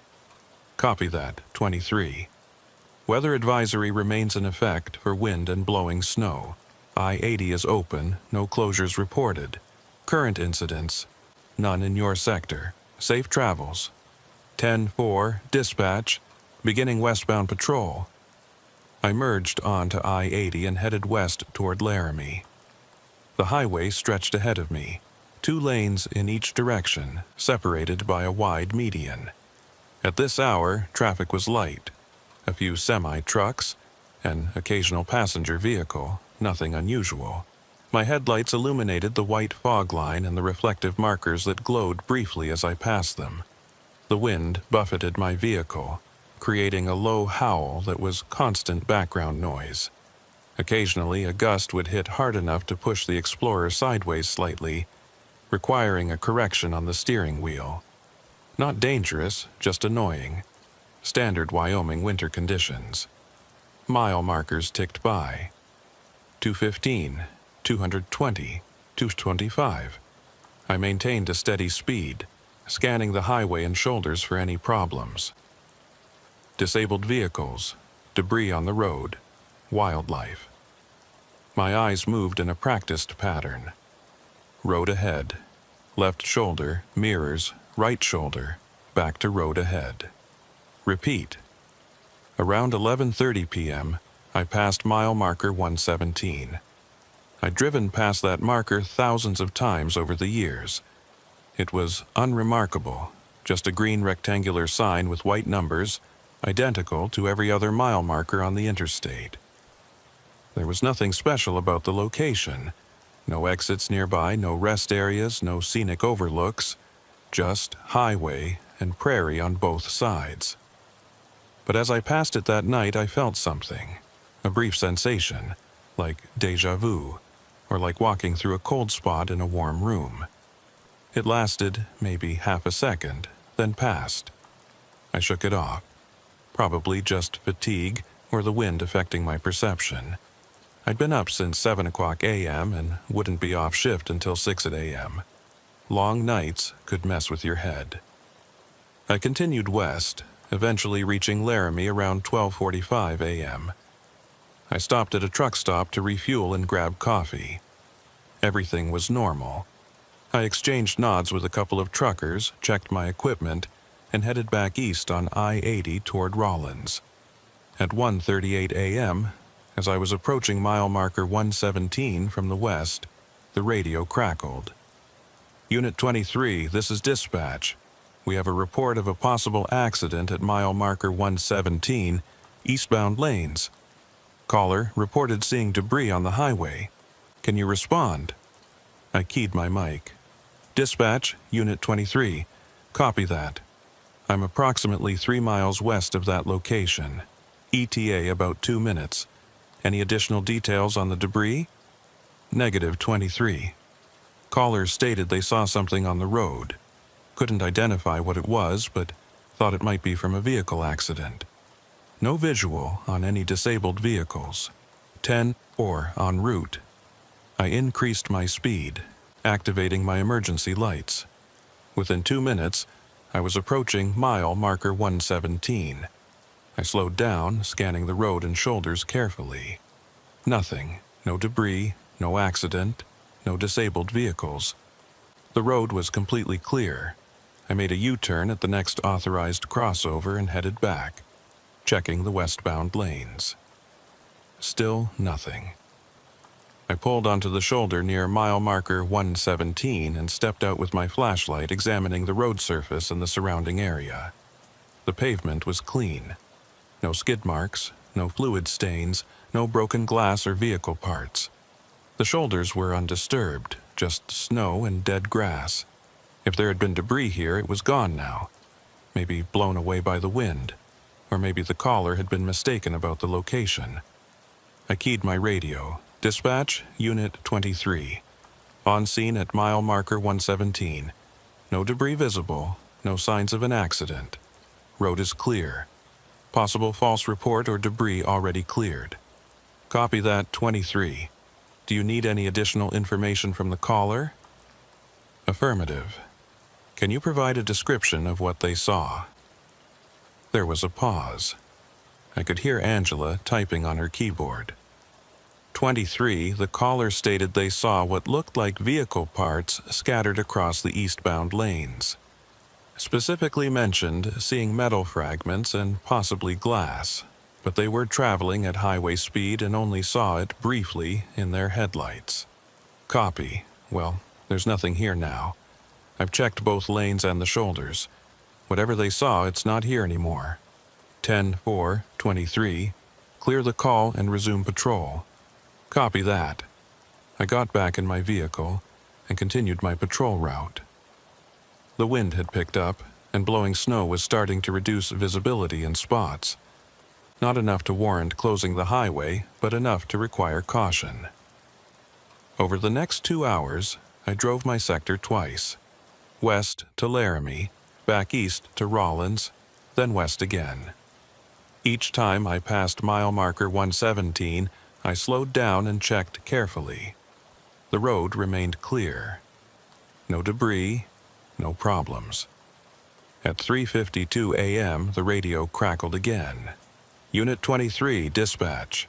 We have another report of debris on I-80 eastbound at mile marker 117. Caller reports vehicle parts on the road. Can you respond? I felt a small knot form in my stomach, the same location, the same description. 2 different callers reporting the same thing, and I'd found nothing both times. Dispatch, Unit 23. Copy that. I'm currently about 12 miles west of that location. ETA approximately 8 minutes. Can you confirm this is a different caller than the previous report? Affirmative, 23. This is a new call. Different phone number, different reporting party. Copy, en route. I increased my speed, watching the mile markers count down. 129, 125, 120. As I approached mile marker 117, I slowed to about 40 miles per hour, my spotlight sweeping across both lanes and the shoulders. Still nothing. The road was completely clear. I pulled onto the shoulder and stopped exactly at mile marker 117, got out with my flashlight and walked along the roadway, examining every inch. I spent 20 minutes checking the area, looking for anything that might have been missed. Nothing. Not a single piece of debris, not even the usual highway trash, no fast food bags, no tire fragments, no blown-out retreads from semi-trucks. The road was pristine. I radioed dispatch. Unit 23, on scene at mile marker 117. No debris located. Road is clear. This is the second report for the same location with identical descriptions, but I'm finding nothing. Can you provide callback information for the reporting party? Stand by, 23. I waited, standing on the shoulder, wind cutting through my uniform despite my heavy coat. The highway was empty, no traffic in either direction. Just me, the wind, and the darkness. 23. I'm looking at the call log now. The callback number shows as... That's odd. What's odd, dispatch? The callback number is listed as blocked, and the caller hung up immediately after providing the information. No name, no vehicle description, no direction of travel. Just the location and description of debris. That's unusual. What about the first caller from earlier tonight? More typing. Then a long pause. 23, the first call also shows as blocked number. Caller hung up immediately. I didn't notice that at the time. I was handling multiple calls. But looking at it now, the two calls have very similar characteristics. Almost identical, actually. I felt the hairs on the back of my neck stand up. Two anonymous calls, hours apart, reporting the exact same thing at the exact same location, and nothing there either time. Dispatch, what's the chance these are prank calls? Someone with a police scanner calling in false reports? It's possible, 23, but that would be a pretty dedicated prank. Why target such a specific location? And why call twice with the same story? I don't know, but I'm not finding anything here. I'm going to continue patrol. If we get any more calls for mile marker 117, let me know immediately. 10-4-23. I got back in my vehicle and sat there for a moment, thinking. Something felt wrong. Not dangerous necessarily, but wrong. Like pieces of a puzzle that didn't quite fit together. I pulled back onto the highway and continued east. As I drove away from mile marker 117, I checked my rearview mirror. The marker was illuminated briefly by my taillights, then disappeared into the darkness behind me. At 4:41 a.m., I passed mile marker 117 again, this time heading west. I slowed down out of habit, checking the road. Still clear. I accelerated back to patrol speed and continued toward Laramie. At 5:03 a.m., the radio crackled for the third time. Unit 23, dispatch. Report of debris on I-80 eastbound, mile marker 117. Vehicle parts on the roadway. Can you respond? My hands tightened on the steering wheel. 3 times. The same location, the same description. 3 different times. Dispatch, this is the third call for that location tonight. I've responded twice already and found nothing. Are you sure these are legitimate calls? 23, I understand your concern, but I have a reporting party on the line right now. They're adamant they just drove past debris at mile marker 117. They said it looked like a serious accident had occurred. Dispatch, I was at that location less than 20 minutes ago. There was nothing there. Copy that, 23. But the caller is insistent. They sound genuine. I need you to check one more time. I took a deep breath. 10-4 dispatch. En route to mile marker 117. I made a U-turn and headed back east. I was about 15 miles west of the location, which meant roughly 10 minutes of driving. As I traveled, I tried to think through what could be happening. Possibility 1. Debris was actually there, but kept getting blown off the road by the wind between the time the callers saw it and the time I arrived. But that didn't explain why I never saw any trace of it. No skid marks, no gouges in the pavement, nothing. Possibility 2. The callers were seeing something that wasn't actually debris. Maybe shadows cast by the mile marker sign, or wind-blown snow creating an optical illusion. But 3 different callers making the same mistake seemed unlikely. Possibility 3. Someone was pranking us, calling in false reports to waste my time. But again, why this specific location? And why the same description every time? Possibility 4. Something else. Something I couldn't explain with rational thinking. I didn't like possibility 4. Mile markers counted down. 125, 120, 118, 117. I slowed to a crawl as I approached, my spotlight illuminating every inch of the roadway. The eastbound lanes were clear. The westbound lanes were clear. The shoulders were clear. Everything was, there, right at the edge of my spotlight's range, maybe 200 feet ahead. Something on the road. I felt my pulse quicken. Finally. Actual debris. Proof that the callers weren't crazy or pranking us. I activated my emergency lights and slowed even further, approaching carefully. As I got closer, the shape became clearer. It was metallic, reflecting my headlights. About 3 feet long, lying across the right lane. I stopped about 50 feet away and grabbed my flashlight. As I stepped out of the vehicle, I could see it more clearly. It was a bumper, a chrome bumper from what looked like a passenger car, bent and twisted. I approached it cautiously, checking for any other debris or signs of a recent accident. The bumper was lying perpendicular to the traffic flow, as if it had fallen off a vehicle or been thrown from one. But there were no other parts nearby. No broken glass, no fluid stains, no skid marks. Just this one bumper. I keyed my radio. Dispatch, Unit 23. I have located debris at mile marker 117. Appears to be a vehicle bumper, possibly from a sedan. No other debris visible, no signs of a recent accident. I'm going to move it off the roadway. Copy that, 23. Any identifying marks on the bumper? License plate or vehicle identification. I bent down to examine it more closely. The bumper was old, chrome with some rust. The mounting brackets were bent and broken. I used my flashlight to check for any identifying features. Negative, dispatch, no plate, no visible VIN.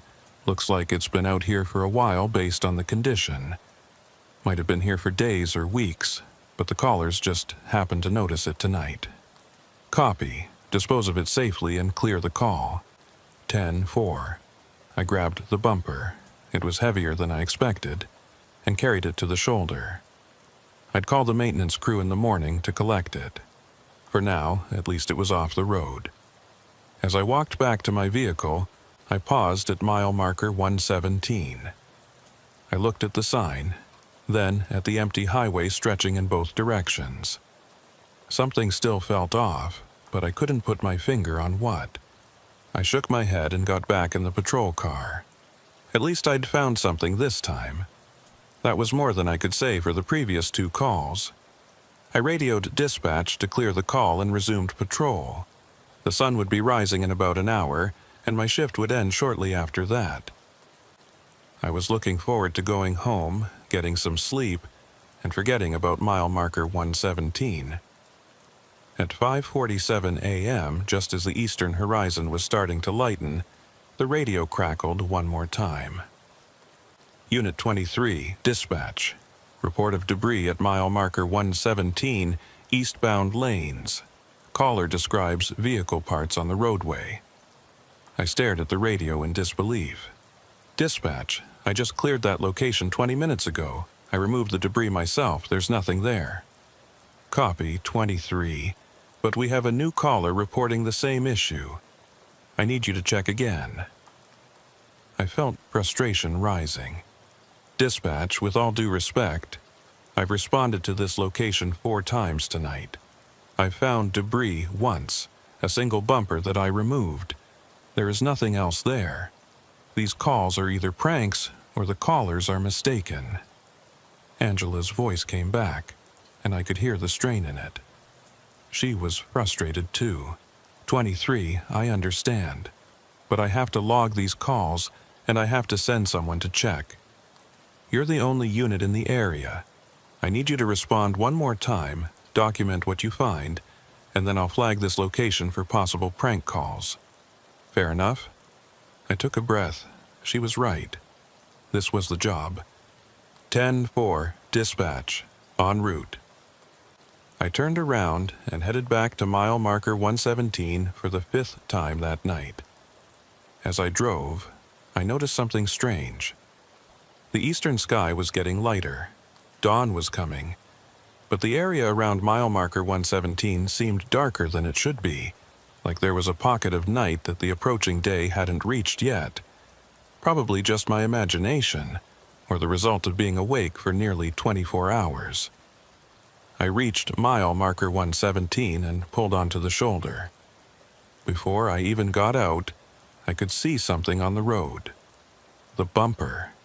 The same chrome bumper I'd removed 20 minutes ago was back in the middle of the eastbound lane, in the exact same position, lying perpendicular to traffic flow. I sat in my vehicle, staring at it, trying to make sense of what I was seeing. I'd picked up that bumper. I'd carried it to the shoulder. I'd set it down about 50 feet from where it had been, and now it was back on the road, in the exact same spot. Someone had to have moved it. But who? I'd been the only person on this stretch of highway. No other vehicles had passed me. I would have seen them. Unless someone had been waiting nearby, watching, moving the bumper back onto the road as soon as I left. But why? What would be the point? I grabbed my flashlight and stepped out of the vehicle. As I approached the bumper, I felt that sensation again. The same cold spot feeling I'd experienced the first time I passed mile marker 117 tonight. But stronger now, like the temperature had dropped 10 degrees in a localized area. I knelt down and examined the bumper. It looked identical to the one I'd moved earlier. Same chrome, same rust patterns, same bent mounting brackets. I picked it up and carried it to the shoulder again, this time placing it farther away, at least 75 feet from the road. Then I did something that probably wasn't standard procedure. I went back to my vehicle, grabbed my phone, and took several photos of the bumper in its new location. I wanted documentation, proof of where I'd put it. I returned to my patrol car and radioed dispatch. Unit 23, on scene at mile marker 117. Found the same bumper I removed earlier back on the road. I've removed it again and documented the location. Dispatch, something weird is going on here. Either someone is moving this bumper back onto the road or I don't know what. Copy that, 23. Can you stay in the area for a few minutes, observe the location and see if anyone approaches? Affirmative. I'll maintain position. I parked on the shoulder with a clear view of both the bumper and mile marker 117. I shut off my engine and just watched. The wind continued to howl and the eastern sky grew lighter. Traffic was starting to pick up. A few early morning commuters, trucks starting their routes. I sat there for 15 minutes. Nobody approached the bumper. Nothing unusual happened. The debris stayed exactly where I'd placed it. At 6:15 a.m., my shift officially ended. Angela radioed to let me know the next shift had started, and I was clear to return to the station. Copy that, dispatch. Unit 23 heading back to Rollins. But I want to file a formal report about mile marker 117. Something isn't right about that location. Understood, 23. Sergeant Holloway's in the station now. You can brief him when you return. I took one last look at mile marker 117, then pulled back onto the highway and headed east toward Rollins. In my rearview mirror, I watched the mile marker recede into the distance. The bumper was still on the shoulder where I'd left it. For now. I got back to the station at 6:42 a.m., tired and confused. Sergeant Tyler Holloway was in his office, going through paperwork. He was in his early 50s, gray-haired, with the weathered look of someone who'd spent decades dealing with Wyoming winters. Good cop, fair boss, didn't tolerate nonsense but would listen when something was genuinely wrong. I knocked on his door frame. "Sarge, you got a minute?" He looked up and waved me in. "Dalton, heard you had an interesting night." Angela mentioned something about multiple calls to the same location. I sat down and walked him through everything. The 5 calls to mile marker 117. The descriptions of debris that I couldn't find. The single bumper that appeared, disappeared, and reappeared. The blocked phone numbers. The identical nature of the calls. He listened without interrupting, his expression neutral. When I finished, he leaned back in his chair. "You think someone's pranking us?" That was my first thought. But I can't figure out the motive. Why that specific location? And how would they move the bumper back onto the road without me seeing them? I was the only unit in that area all night. Could have been hidden nearby. Waited for you to leave, then moved it back. Possible. But why go to all that effort? And the calls, 5 different calls, all describing the same thing. If it's a prank, it's a really elaborate one. Holloway nodded slowly. "Okay, here's what we'll do. I'll have the day shift keep an eye on mile marker 117. See if anything else shows up.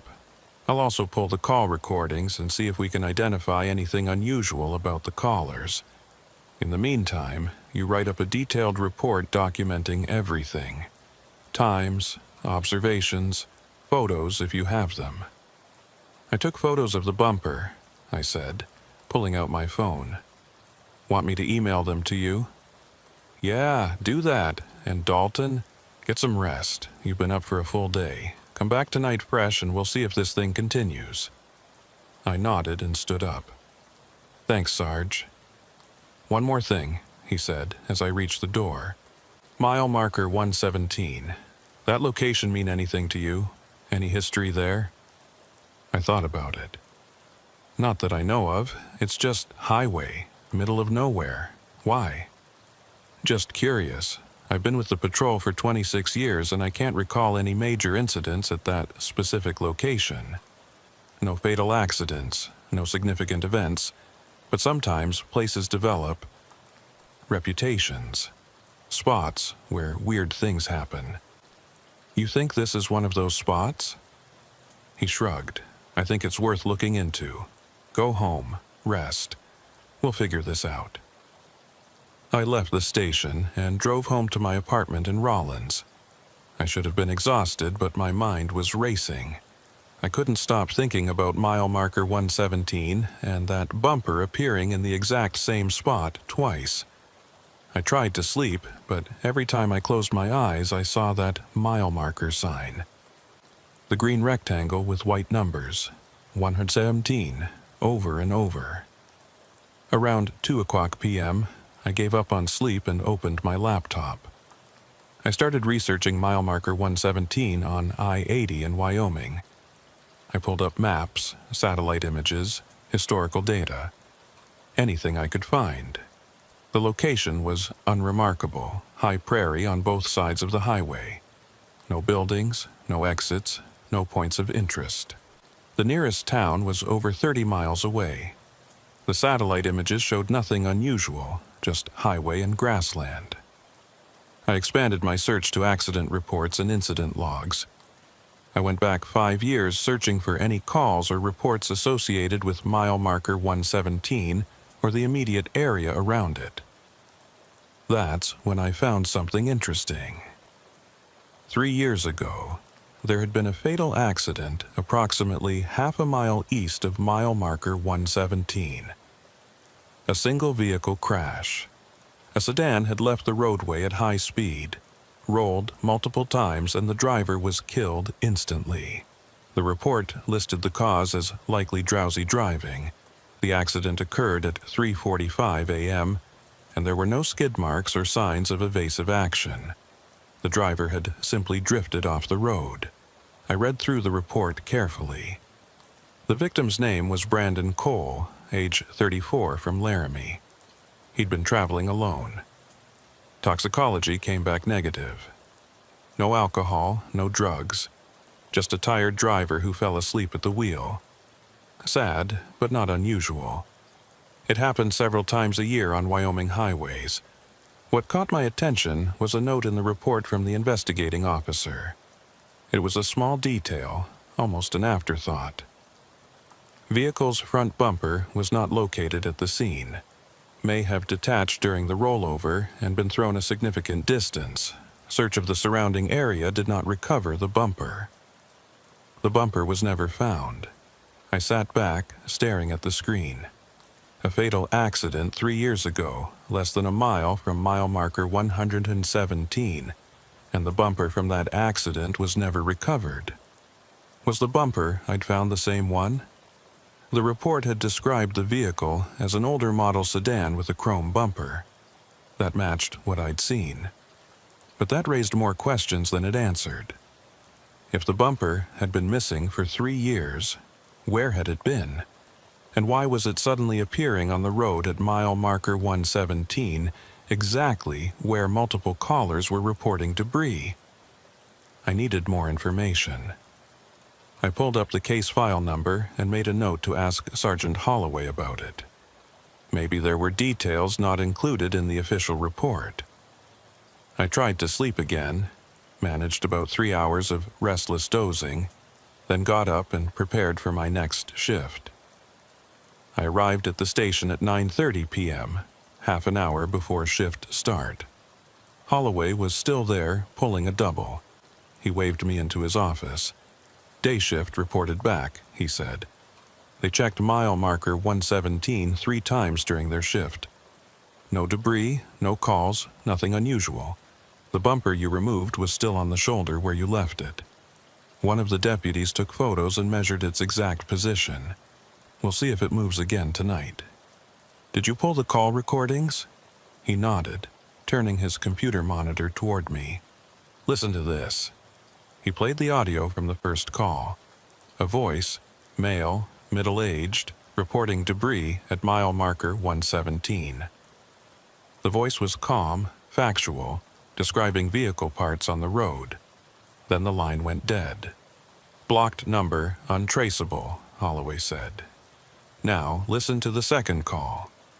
He played it, another male voice different from the first but the same calm, factual tone. Describing the same debris, then the line went dead. Third call, Holloway said. Same pattern, different voice, same description, line goes dead. You hear anything unusual? He asked. I listened to all 3 recordings again, paying closer attention. They sound scripted, like they're reading from a prepared statement, and the background noise. There's no traffic sound, no wind, nothing. It's too quiet for someone calling from a vehicle on the highway. That's what I noticed too. These aren't normal calls. Someone is calling in deliberately, providing just enough information to trigger a response, then hanging up before we can ask questions. Why? That's what we need to figure out. He pulled up a file on his computer. I also looked into the history of that location. Found the accident report from 3 years ago. Vehicle lost its bumper in the crash. Bumper was never found. You think the bumper you found tonight is the same one? It matches the description, but that doesn't make sense. Where has it been for 3 years, and why is it showing up now? Holloway leaned back in his chair, choosing his words carefully. I called the officer who investigated that accident. Retired now, living in Cheyenne. He remembered the case. Said there was something odd about it that never made it into the official report. What? He said Brandon Cole's GPS log showed something strange. Cole had been driving that same route, Laramie to Rollins, regularly for his job. But on the night of his accident, his GPS showed him passing mile marker 117 multiple times. Like he was looping, passing the same point over and over. The officer thought it was a GPS malfunction, so he didn't include it in the report. But he said it bothered him. I felt a chill run down my spine. He was looping? Like he couldn't get past that location. That's what the GPS suggested. But the officer figured it was just a technical glitch. The accident happened half a mile east of there, so he assumed Cole had eventually broken whatever loop he was in, then fell asleep and crashed. Or whatever was causing the loop caused him to crash. Holloway gave me a long look. That's a pretty big logical leap, Dalton. I know, but think about it. 5 calls tonight, all to the same location. A bumper that keeps reappearing in the same spot. A fatal accident 3 years ago where the victim's GPS showed him looping near the same location. These things are connected. Maybe. Or maybe it's a series of coincidences and we're seeing patterns that aren't there. You don't really believe that. He sighed. No, I don't. But I also don't have a rational explanation for what's happening. So here's what we're going to do. You're going to run your normal patrol tonight. If you get called to mile marker 117 again, you respond, you document everything, and you report back to me. But you stay safe. You don't take any unnecessary risks. Understood? Understood. And Dalton, keep your head on straight. It's easy to start seeing things that aren't there when you're looking for them. I nodded and left his office. Angela was at the dispatch console, setting up for the night shift. She gave me a sympathetic smile.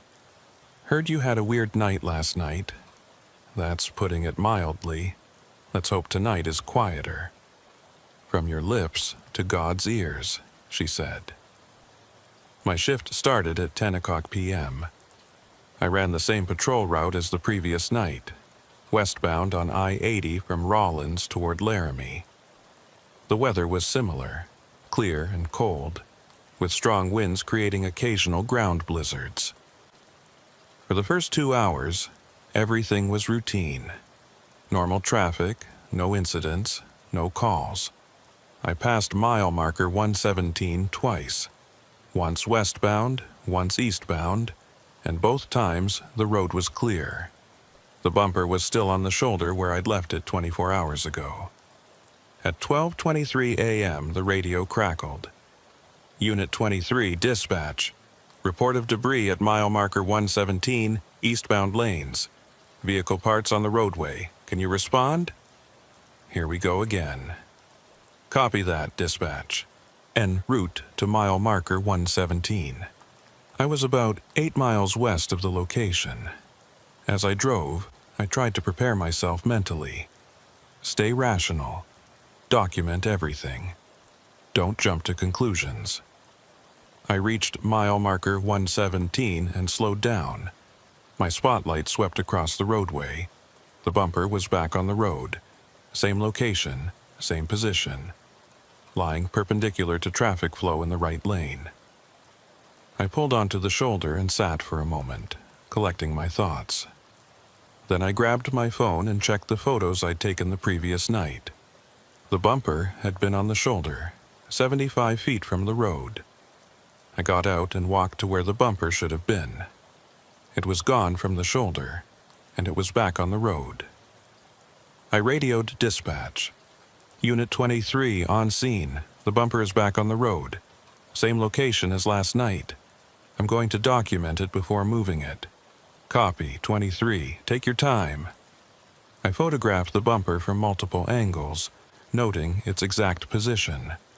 Then I measured the distance from the mile marker sign, 47 feet. The same distance as last night, within a foot or two. I picked up the bumper and examined it closely. Same chrome, same rust, same bent mounting brackets. I took more photos, then carried it back to the shoulder.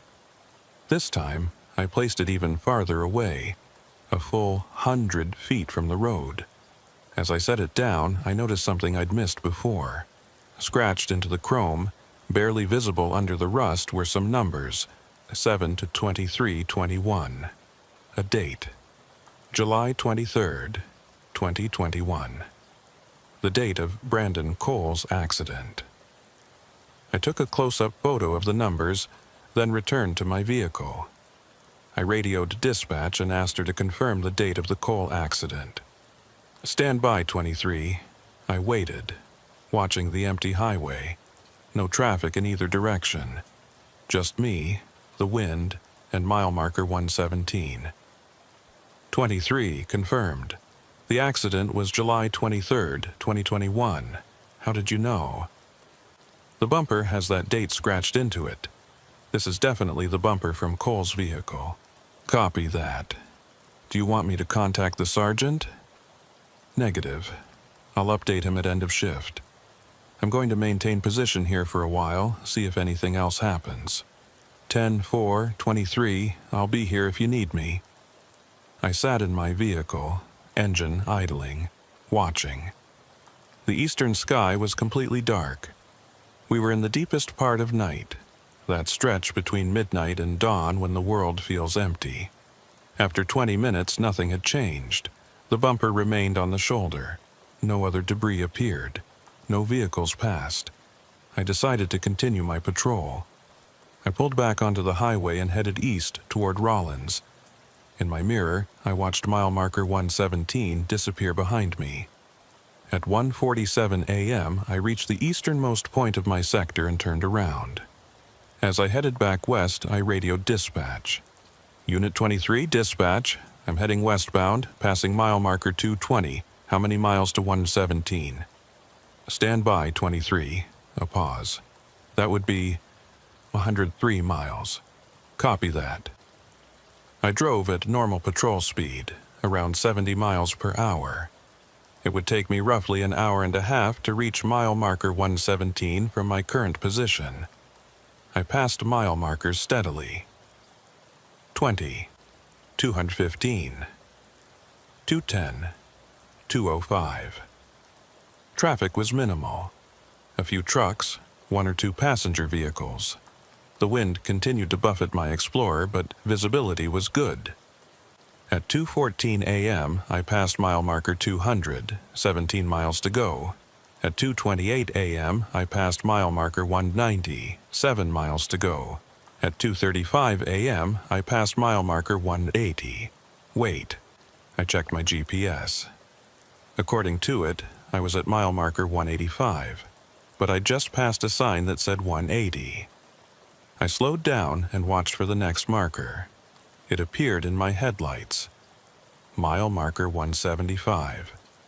My GPS still showed 185. Something was wrong. Either the mile markers were wrong, or my GPS was wrong, or I saw it ahead. Mile marker 117. But that was impossible. I'd been at mile marker 180 30 seconds ago. I couldn't have covered 63 miles in half a minute. I slowed to a crawl as I approached. The sign was clearly marked, mile marker 117.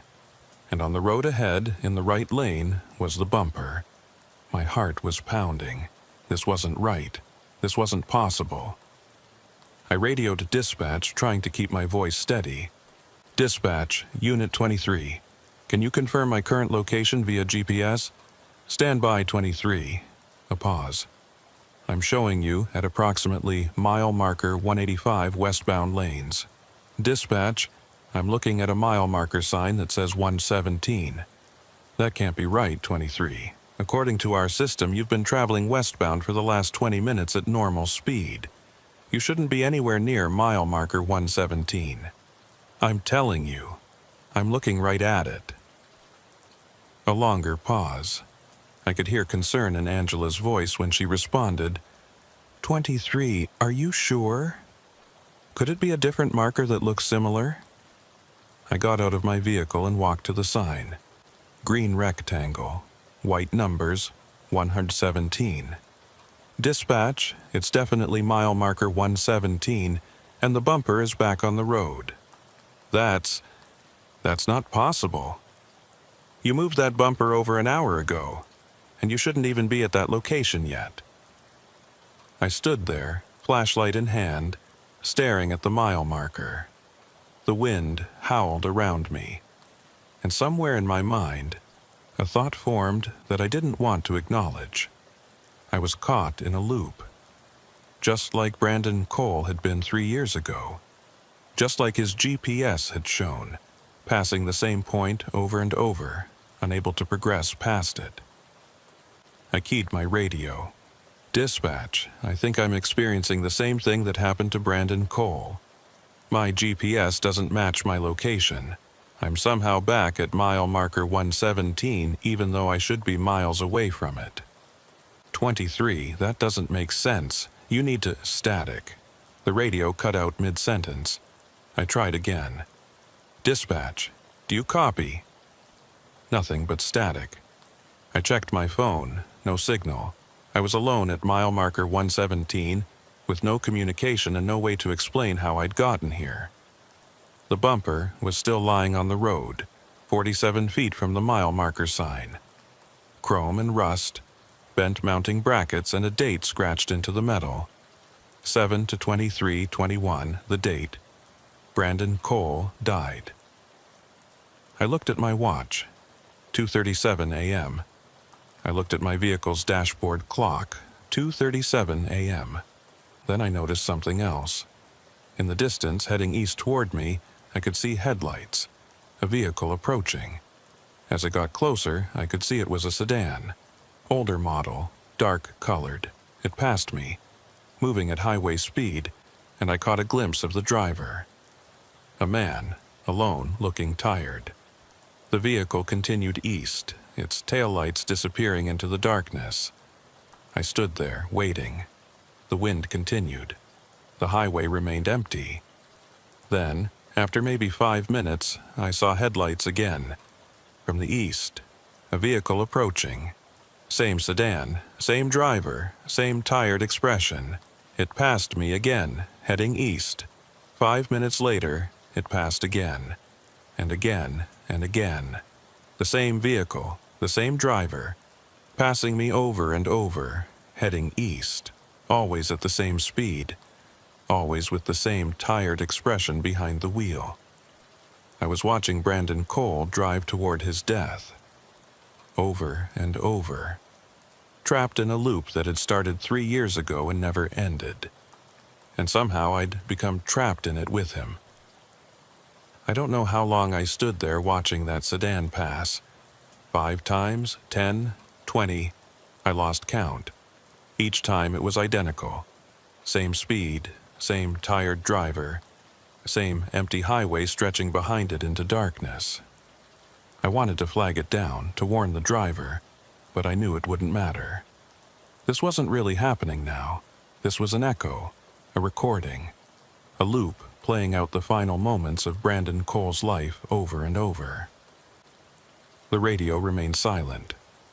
My phone showed no signal.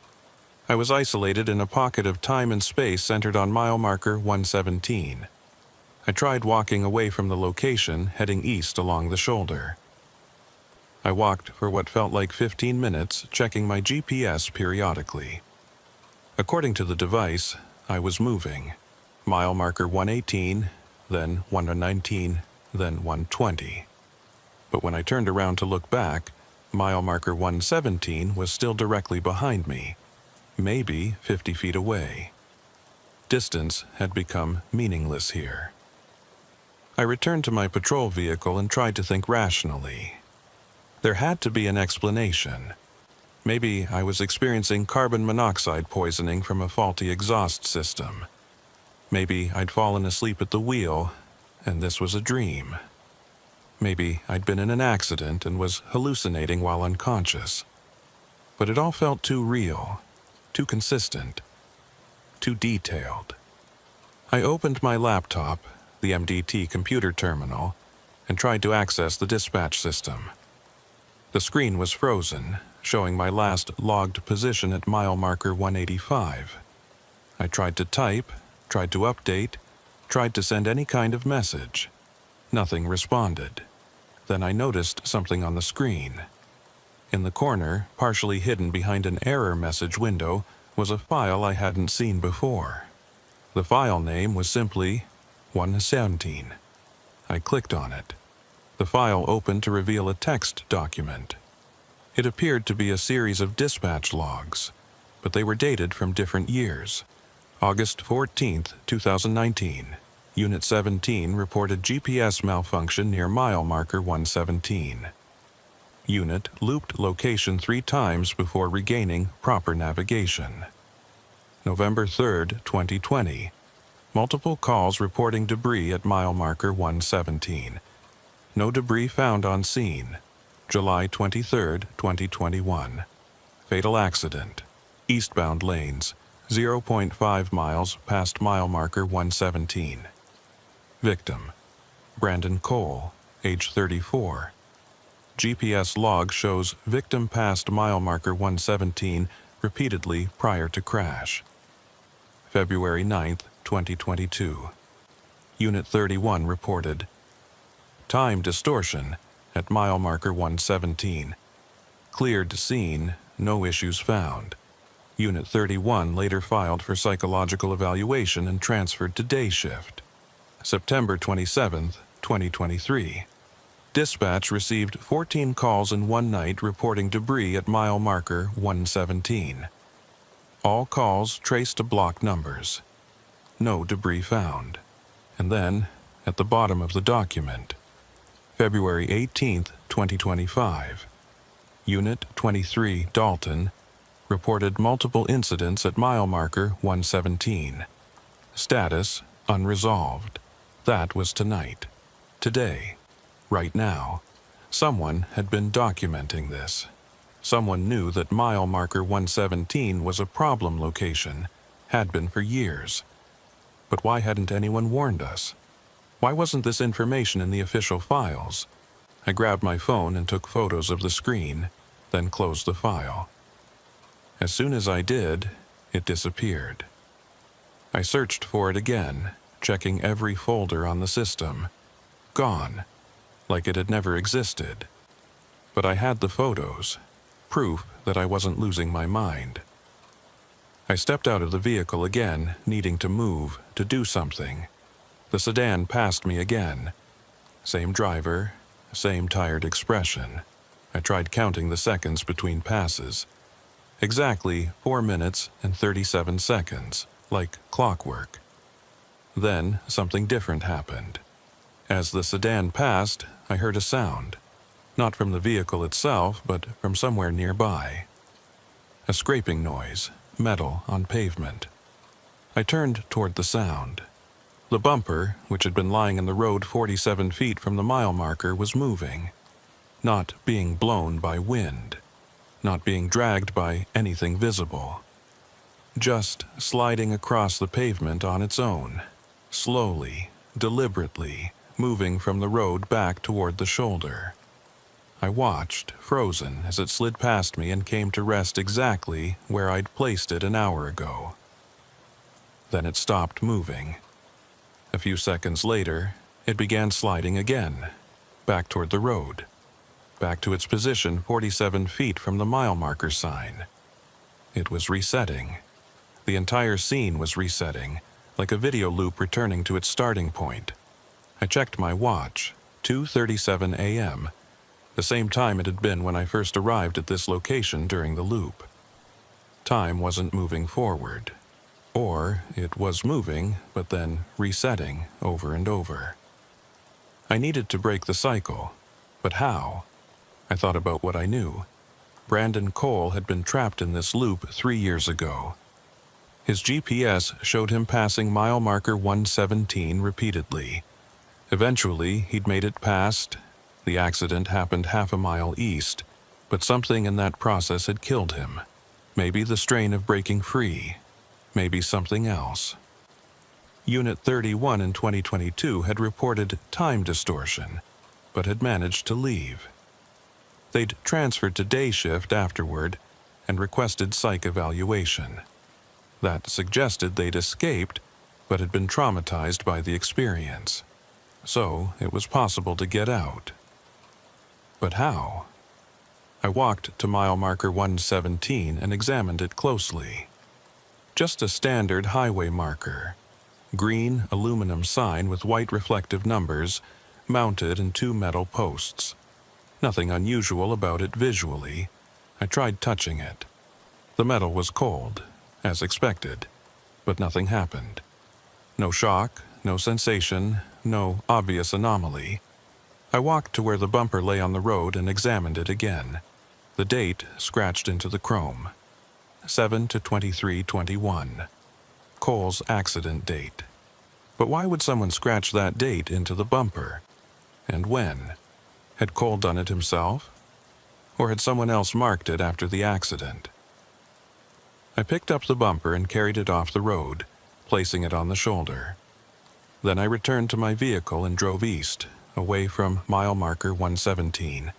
Mile markers passed. 118, 119, 120. My GPS confirmed I was moving. I drove for 5 miles, checking my position continuously. Mile marker 122. I was out.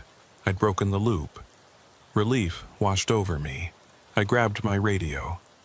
Dispatch, Unit 23. Do you copy? Static. I tried my phone. Still no signal. I kept driving. Mile marker 125. 130.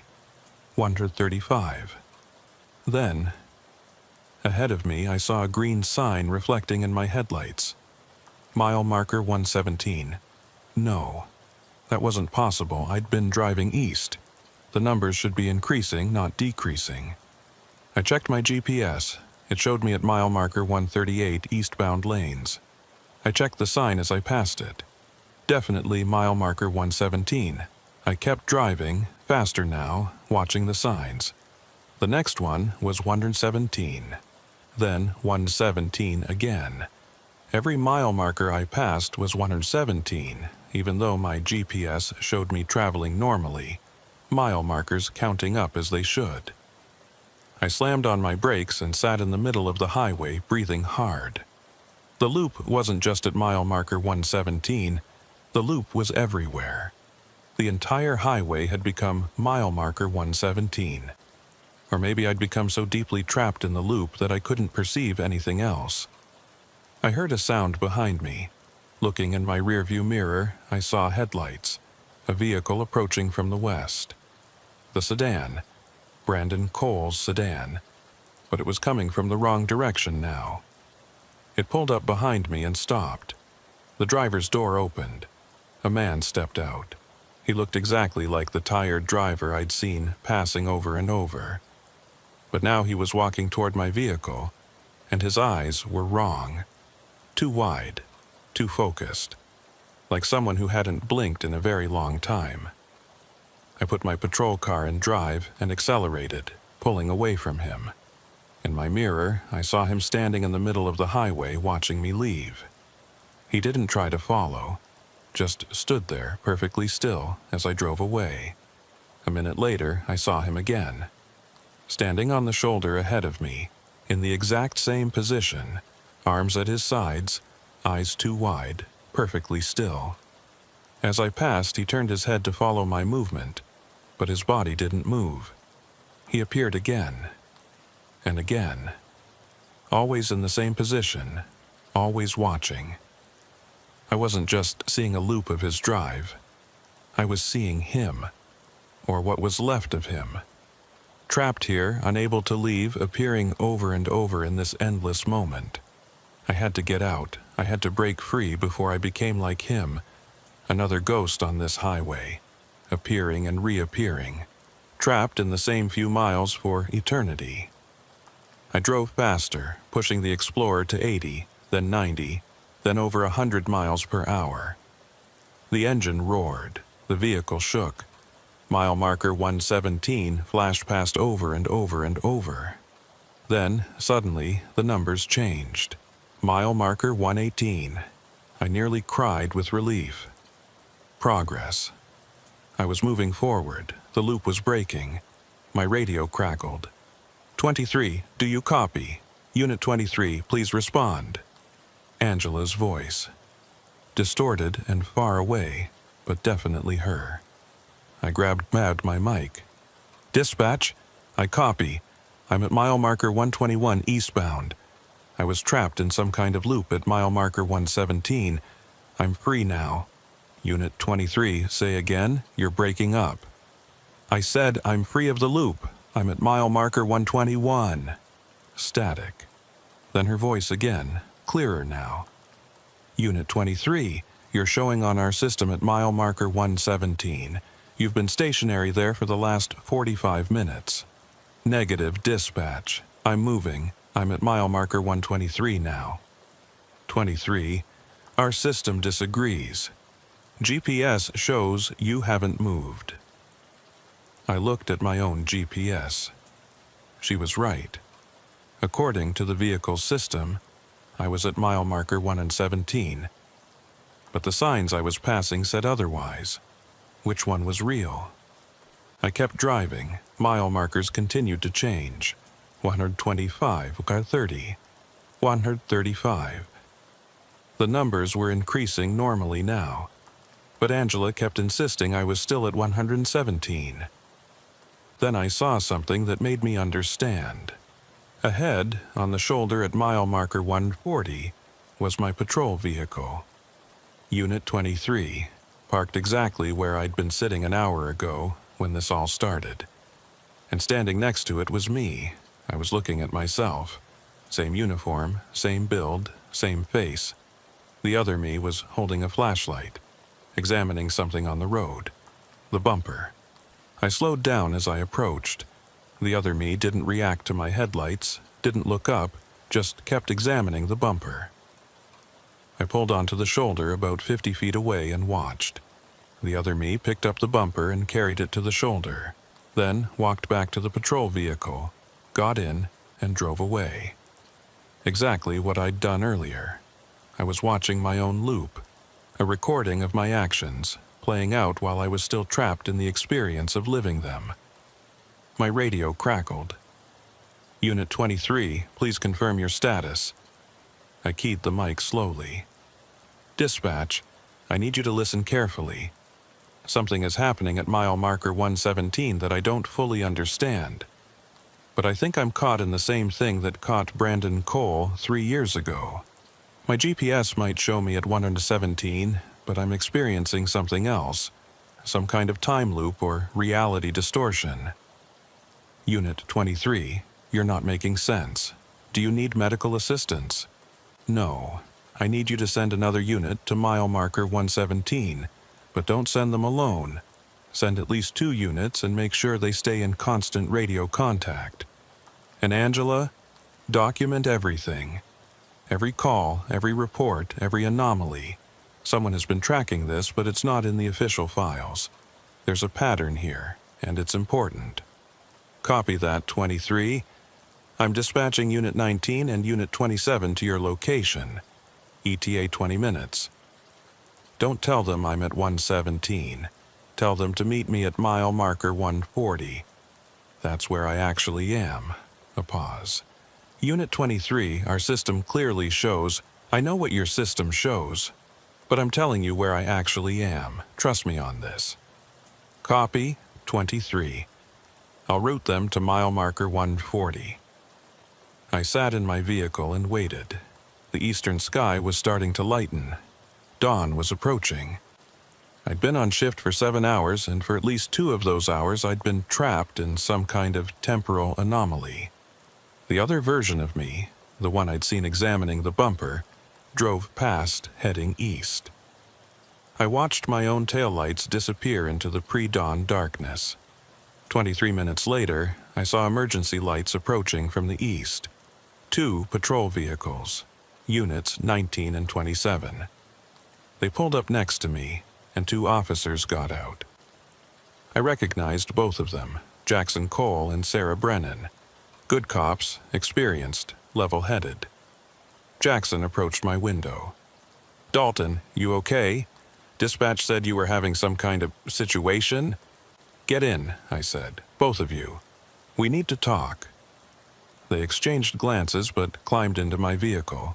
Jackson in the passenger seat, Sarah in the back. I told them everything. The multiple calls to mile marker 117. The bumper that kept reappearing. The loop I'd experienced. Brandon Cole's accident. The file I'd found on my computer. When I finished, Jackson said carefully, "Dalton, that's a lot. Are you sure you're okay? Maybe you should head back to the station, let the medics check you out." "I'm not crazy, and I'm not hallucinating. Look." I showed them the photos on my phone. The bumper. The date scratched into it. The file from my computer showing years of incidents at mile marker 117. Sarah leaned forward, studying the photos. "That date. That's the date of the Cole accident. I remember that case. I was working day shift when they found his vehicle." "Exactly. And his GPS showed him looping near mile marker 117 before he crashed. Same thing that happened to me tonight." Jackson pulled out his own phone and started searching through old reports. After a few minutes, he looked up. His expression changed. "Holy shit. There are reports, multiple reports over the past 6 years. GPS malfunctions at mile marker 117, unexplained calls, Unit 31's time distortion report in 2022. It's all here, but it's fragmented, filed under different categories, different case numbers, like someone deliberately scattered the information so no one would see the pattern. Or like the system itself is resisting documentation," I said. "That file I found disappeared as soon as I closed it. Like the system doesn't want us to know." "The system doesn't want us to know," Sarah said. "You're talking about the computer like it's alive. I don't know what it is, but something at mile marker 117 is wrong. Has been wrong for years. And we've been sending people there one at a time, and they either get trapped or they escape traumatized." Jackson nodded slowly. "Okay, so what do we do?" "We document everything properly. Official reports, multiple copies, filed under multiple case numbers. We make sure this information can't disappear, and we flag mile marker 117 as a hazard zone. No single unit responses, minimum 2 vehicles, constant communication." "Sergeant Holloway needs to hear this," Sarah said. "Agreed. Let's head back to the station. All 3 of us together. We'll brief him with everything we know." We left my vehicle on the shoulder. I didn't want to drive it anymore, didn't trust it, and rode together in Jackson's vehicle. As we drove east, I kept watching for mile marker 117, half expecting to see it again. But the numbers progressed normally. 140, 145, 150. We were moving forward in normal space and time. At 5:47 a.m., we reached the station in Rollins. Holloway was already there, looking tired and concerned. "Dalton, dispatch said you had some kind of incident. What happened?" We sat in his office, all 3 of us, and I went through everything again. This time, Holloway didn't interrupt. He listened, his expression grave, occasionally taking notes. When I finished, he sat back and let out a long breath. "I believe you. You do? I've been with the patrol for 26 years. I've seen a lot of strange things on these highways. Places where accidents cluster. Stretches of road where people report feeling uneasy. Locations where equipment malfunctions repeatedly. Most of it we chalk up to coincidence or environmental factors, but some of it doesn't have a rational explanation. He pulled a file from his desk drawer. After you left yesterday, I did some digging. Found reports going back 15 years. Mile marker 117 has been a problem location for a long time, but every time someone tries to investigate it properly, the case gets closed, or the officer transfers, or the documentation goes missing. It's like the location protects itself. "So what do we do?" Jackson asked. Holloway thought for a moment. "We treat it like any other hazard. We mark it, we warn people, and we avoid it when possible. As of right now, mile marker 117 is flagged in our system as a no-stop zone. Any calls to that location get rerouted to day shift with mandatory multiple unit response, and we start documenting everything in a way that can't be ignored or hidden." "Will that stop it?" Sarah asked. "I don't know, but it's the best we can do." I nodded, feeling the exhaustion finally catching up with me. "There's one more thing. Brandon Cole. He's still there, or some version of him. Trapped in the loop, appearing over and over. If there's any way to help him, there isn't," Holloway said quietly. "Whatever happened to him, it happened 3 years ago. What you saw was an echo, a recording. You can't save someone who's already gone." I knew he was right, but it still felt wrong to leave Cole trapped there, endlessly driving toward his death. "Go home," Holloway said. "All of you, get some rest. We'll regroup tomorrow and figure out the next steps." We filed out of his office. As I headed toward my car, Sarah caught up with me. "Dalton, for what it's worth, I believe you, and I'm glad you made it out." "Thanks, but I'm not sure I did.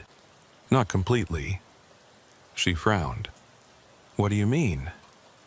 I showed her my watch. It showed 2:37 a.m. It's been stuck at this time since I entered the loop. I've changed the battery, reset it, everything. It won't budge. She looked at her own watch, then at mine. "That's unsettling. Yeah, I think part of me is still there. At mile marker 117, at 2:37 a.m., trapped in that moment, and I don't know if that part will ever escape." 6 weeks have passed since that night. I still work for Wyoming Highway Patrol, still work night shifts, but I requested a permanent sector change, and it was granted. I now patrol I-25 between Cheyenne and the Colorado border. I never drive I-80. I never go anywhere near mile marker 117. The official report on that night was filed under 3 different case numbers, with copies distributed to multiple departments. Sergeant Holloway personally ensured that the documentation couldn't be easily buried or lost. Mile marker 117 remains flagged as a hazard zone, and the protocols we established are still in effect. The calls stopped. For 6 weeks, dispatch hasn't received a single report of debris at mile marker 117. The location has been quiet, but I don't think it's over. My watch still shows 2:37 a.m. I've replaced it twice, bought different brands, tried digital and analog. Every watch I wear stops at 2:37 a.m. within a few days, like that time is following me, marking me, claiming me. I've also started experiencing something else. Time slips, I call them. Moments where I lose time without explanation. Last week, I was driving south on I-25. I checked my GPS at mile marker 45. Blinked. Checked again, and I was at mile marker 45. My dashboard clock showed that 5 minutes had passed, but I had no memory of those 5 minutes. No memory of the road I'd traveled, the mile markers I'd passed. It happened again 2 days ago. 7 minutes lost. Then again yesterday. 12 minutes. The gaps are getting longer. I haven't told anyone. What would I say? That I'm experiencing micro loops? that part of me is still trapped at mile marker 117, and it's pulling the rest of me back piece by piece? I've done research, tried to find similar cases, other locations where people reported time anomalies or spatial loops. There are stories scattered across the internet, usually dismissed as hoaxes or misunderstandings, but I recognize the patterns now. I know what's real and what isn't. There's a highway in Nevada where drivers report passing the same rest stop multiple times without turning around. A stretch of Route 66 where GPS systems consistently malfunction. A bridge in Louisiana where people lose hours without explanation. These places exist, and they're connected somehow. I can feel it. 2 weeks ago, I received an email. No sender name, just a generic Gmail address. The subject line was, "You saw the pattern." The email contained a single attachment, a map. It showed locations across the United States marked with red dots, hundreds of them. And each dot had a label, highway route and mile marker. I-80, mile marker 117 in Wyoming. That was there. But so were dozens of others. I-70 in Kansas, I-40 in New Mexico, Highway 11 in California. Each one marked as a loop point, with dates ranging from the 1960s to present day. The email had no message, no explanation, just the map. I printed it out and keep it in my truck. Sometimes I look at it trying to understand what connects these locations. Is it geography? Is it something about the highways themselves? Is it something older, predating the roads? I don't know. But I think about Sheriff Holloway's comment that I'd been with the patrol for only 4 years, but he'd been there for 26 and had seen strange things. How many of his years were actually experienced and how many were loops he didn't remember? How much time have all of us lost to these places without realizing it? Last night I had a dream. I was driving I-80, heading west. I passed mile marker 118, then 117. As I passed 117, I saw myself standing on the shoulder holding a flashlight examining a chrome bumper. The ME on the shoulder looked up and made eye contact with the me in the vehicle. And the ME on the shoulder smiled, then said, in a voice that didn't sound quite right, "You're late." I woke up at 2:37 a.m. I'm writing this now at 4:15 a.m. on March 28, 2025. I'm in my apartment in Cheyenne, off duty, drinking coffee I don't need because I can't sleep. But here's what scares me most. I just checked my phone to confirm the date and time. The clock on my phone says it's 2:37 a.m. on February 18th, 2025. That's the night it happened, the night I got trapped at mile marker 117, but I remember 6 weeks passing. I remember working shifts, filing reports, requesting a transfer. I remember all of it. Or do I? What if I never left? What if I'm still at mile marker 117, experiencing a loop that feels like 6 weeks but is actually just the same few hours repeating?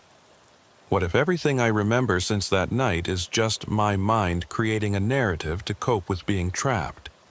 I don't know what's real anymore. I just looked out my window. It's dark outside. I can see a highway in the distance.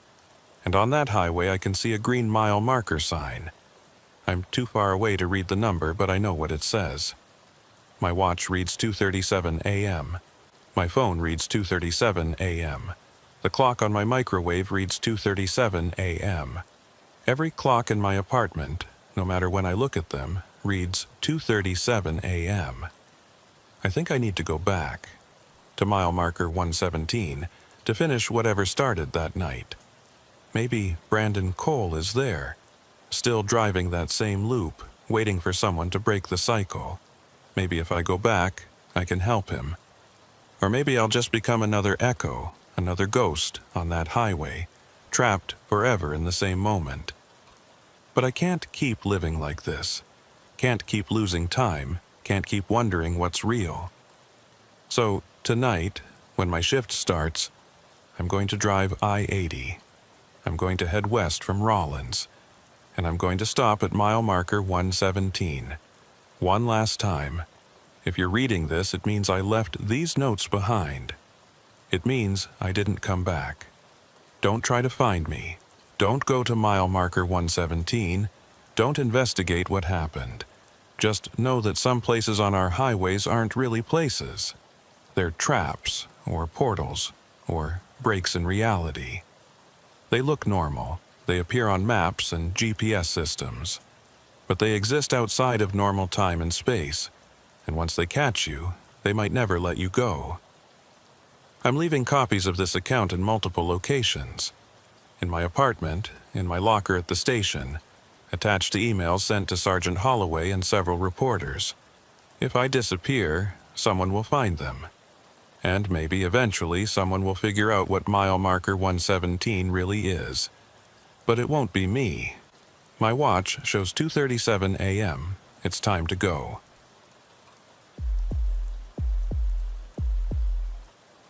My shift started at 11 p.m. on a Thursday in October. I was taking over Route 11 in northern Maine, 50 miles of rural highway between Ashland and Fort Kent. Dense forest, isolated farmland, freezing temperatures. I'd been with Maine State Police for 8 years, but this was my first night on this sector. The previous officer, Grant Parker, had requested an emergency transfer to day shift after 2 years on this route. The approval came unusually fast. Before I left the barracks, Sergeant Rita Walsh called me into her office. She looked exhausted. Parker left notes for his replacement, she said, sliding a folder across her desk. You should read them. The handwriting was shaky, almost frantic. To whoever takes over this sector, something happens at night on Route 11, especially after midnight. Small things at first. Then they get bigger, more personal. Rules. 1. Don't stop at Route 11 and Bear Road intersection. 2. Don't look directly at the white farmhouse with green door at mile marker 32. 3. Don't use the rest area at mile marker 18 after dark. 4. If dispatch reports a suspicious person on the shoulder, do not stop. 5. You'll lose radio contact between 2-4 a.m. Don't panic. 6. Check your watch against your dashboard clock. If they don't match, leave immediately. 7. If you see another patrol vehicle that shouldn't be there, do not approach it. Just leave. This sector wants you to stay. Don't let it. Grant Parker. Is this a joke? I asked. Walsh shook her head. Parker's a solid officer. 15 years, excellent record. But 3 weeks ago he broke down. Said the sector was doing something to him. We sent another officer for 2 nights. Nothing happened. But Parker isn't a liar. So what do I do with this? Keep an open mind, follow his suggestions if reasonable, report anything unusual. I left her office and drove to Route 11. My vehicle was a 2021 Dodge Charger, standard equipment. Dispatcher Kevin Morris checked me in at 11:23 p.m. The highway was dark and empty. Dense forest on both sides, bare branches reaching over the road. Traffic was almost non-existent. At 12:34 a.m., I approached the intersection with Bear Road. Parker's warning was clear. Don't stop. I slowed out of habit, checked both directions. Empty. Nothing unusual. I continued north. At 1:15 a.m., I passed mile marker 32. The white farmhouse with the green door. It looked abandoned, overgrown grass, boarded windows. As I passed, I felt a strong compulsion to look at it more closely. To slow down, pull over, examine it. I kept my eyes on the road and accelerated. In my mirror, I thought I saw a figure in an upstairs window. When I blinked, it was gone. I reached Fort Kent, turned around, headed back south. Uneventful return trip. At 2:12 a.m., dispatch called. Unit 14. Report of a suspicious person walking on Route 11 shoulder, mile marker 23. Individual in dark clothing, walking southbound. Can you respond? Parker's warning, do not stop. But that didn't make sense. Checking suspicious persons was the job. Copy that, dispatch, en route. I found the figure 50 yards ahead on the southbound shoulder. Standing perfectly still, facing the forest. Dark jacket, jeans, boots, not moving at all. State Police, can I help you? No response. No acknowledgement. Sir or ma'am, turn around and identify yourself. Nothing. I approached cautiously. 5 feet away, I realized no breathing sounds, no steam from breath in the cold air. Standing too perfectly still. I reached out to touch their shoulder. The figure turned around. Where there should have been a face, there was nothing. Not a mask. Just absence. Smooth, blank surface. My hand went to my sidearm. Before I could draw, the figure turned back toward the forest and walked into the trees. Slow, deliberate steps. Gone within seconds. I grabbed my flashlight and swept the tree line. Nothing, no movement, no footprints. I radioed, dispatch Unit 14. Suspicious person has left the scene. No contact made. Continuing patrol. Copy, 14. Do you need backup? Negative. At 2:34 a.m., my radio cut out. Dead silence. Parker's warning. Between 2 o'clock a.m. and 4 o'clock a.m., you might lose radio contact. This is normal. I checked my watch, 2:34 a.m. Dashboard clock, 2:34 a.m. At least those matched. I continued south, completely isolated. No radio, no cell signal. At 2:51 a.m., I passed the white farmhouse again. I kept my eyes straight ahead. Then I heard it. A voice through my closed windows, through the engine noise. Dalton! Clear as day. A woman's voice calling my name from that farmhouse. I didn't stop, didn't look. Dalton, please, the voice called, more insistent. I pressed the accelerator, putting distance between myself and that house. At 3:14 a.m., I approached the rest area at mile marker 18. Parker's warning, don't use it after dark. There were vehicle lights in the parking lot. I slowed down to see. A Maine State Police patrol car, Unit 14, my unit number. I stopped in the middle of the highway, staring. That was impossible. I was in Unit 14. A figure stood next to it, a state trooper in uniform. Me, I was looking at myself, parked in a rest area I hadn't stopped at.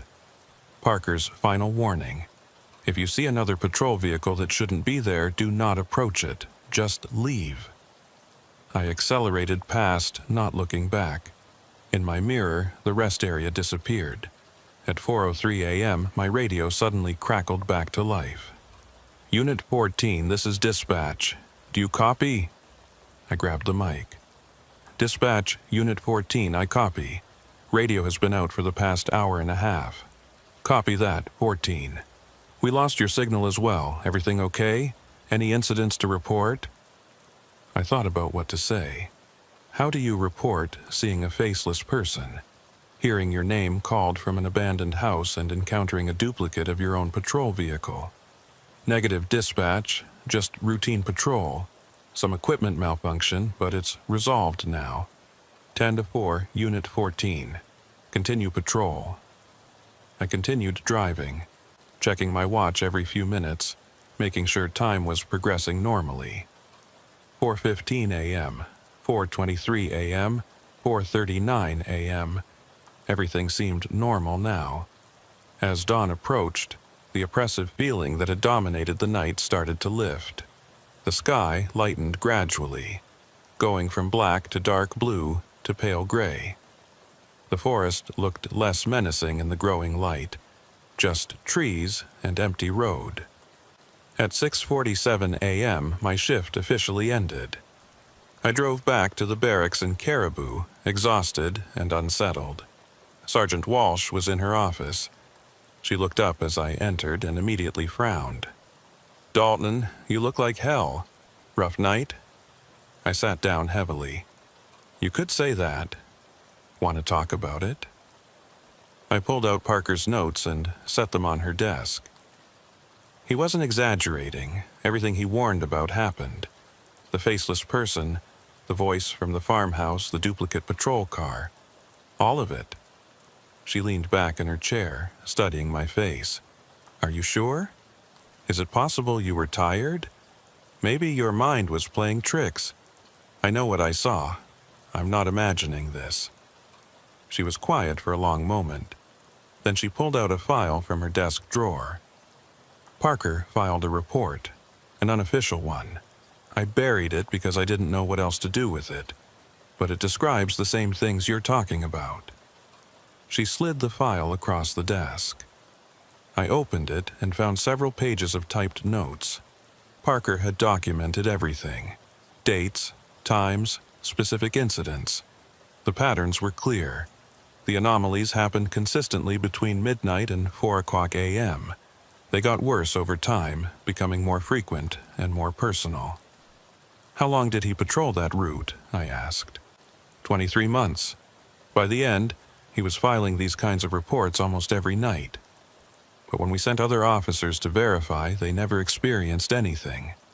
It was like the sector was targeting Parker specifically. Or maybe it takes time. Maybe you have to patrol it long enough before it starts. She nodded slowly. "That's what I'm worried about. What if this sector does something to people who patrol it regularly? What if it's not about mental health or fatigue, but about something actually wrong with that stretch of road? Then we need to investigate it properly. Send a team during the day, check for, I don't know, environmental factors, maybe underground gas leaks causing hallucinations, something rational." We did, 3 months ago, after Parker's first complaints. Environmental services found nothing unusual. No gas leaks, no electromagnetic anomalies, no geological factors that would explain what people are experiencing. I rubbed my eyes, feeling the exhaustion settling into my bones. "So, what do we do?"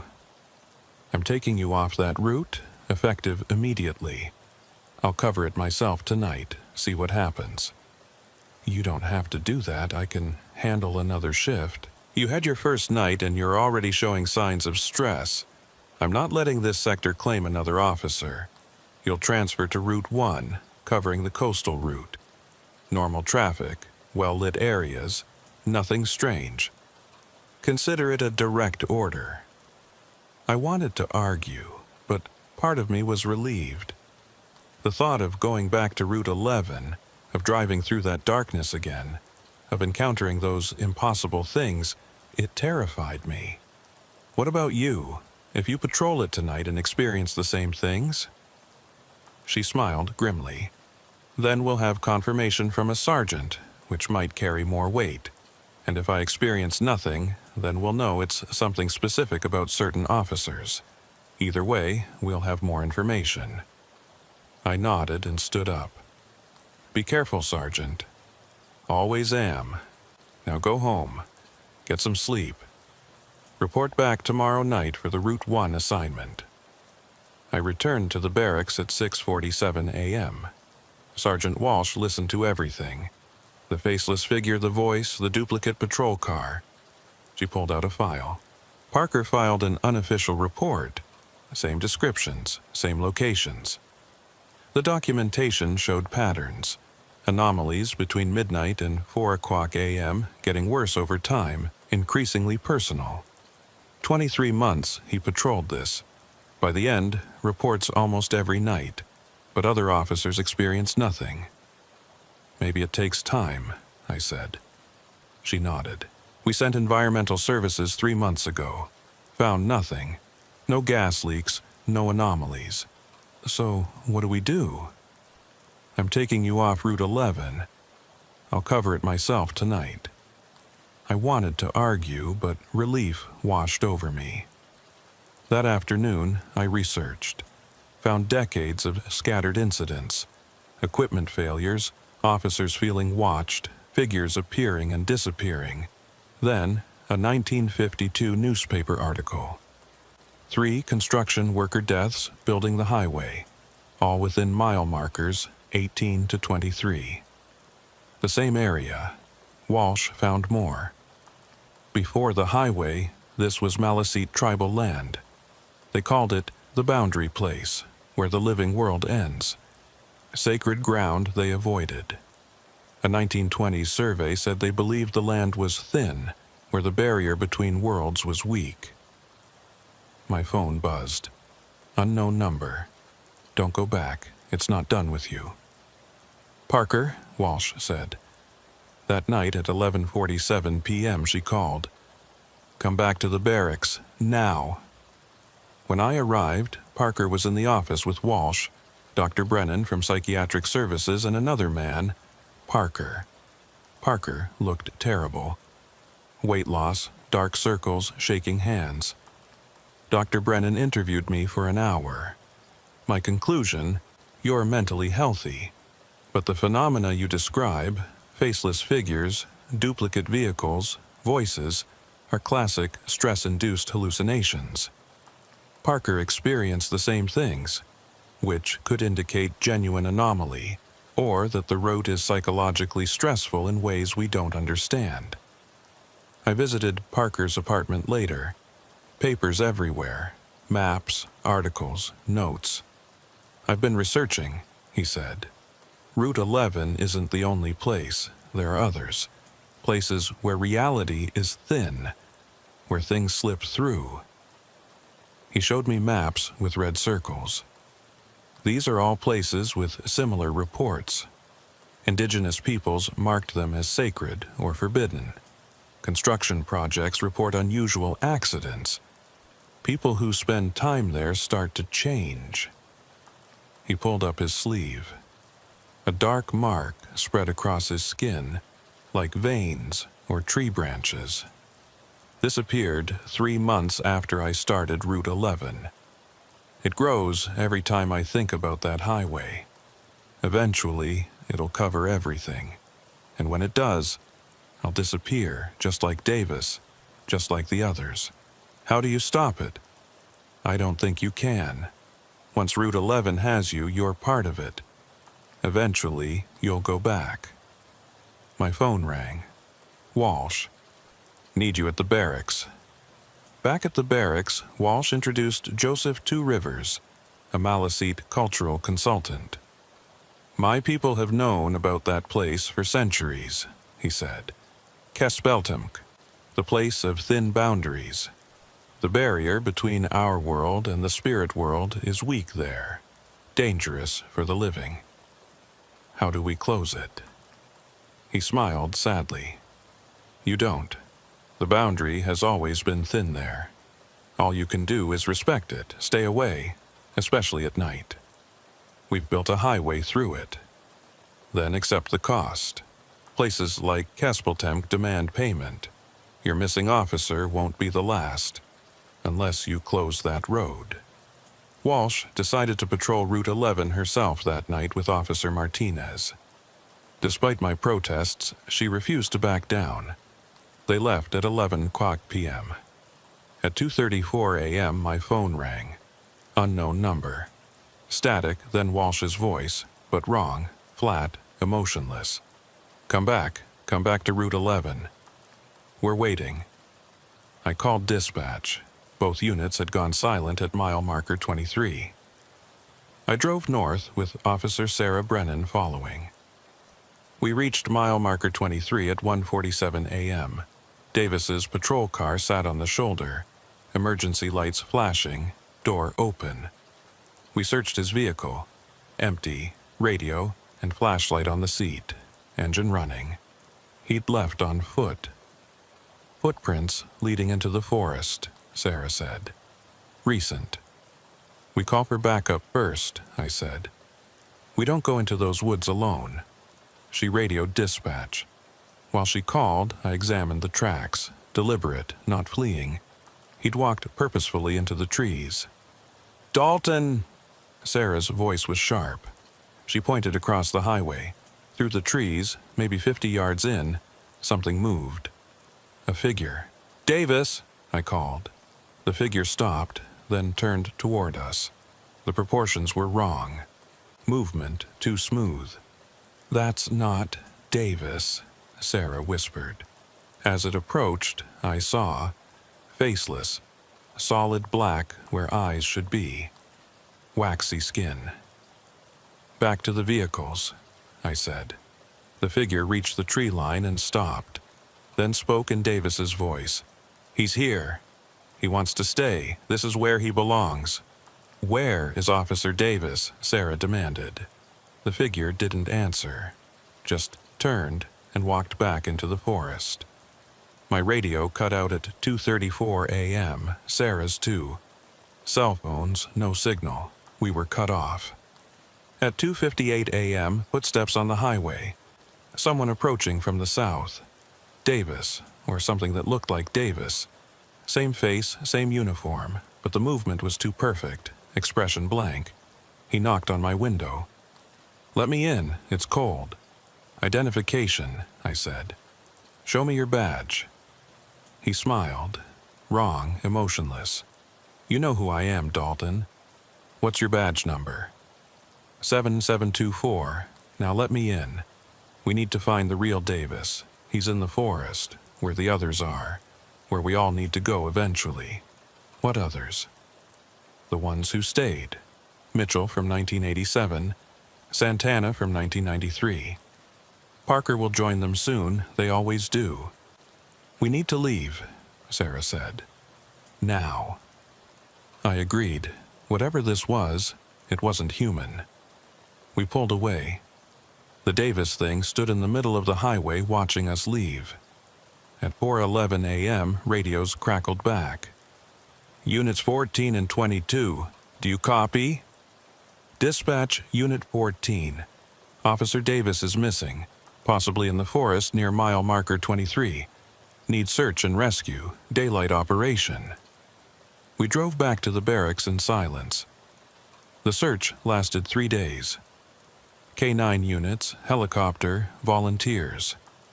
They found nothing. Davis's scent led 200 yards into the trees, then vanished.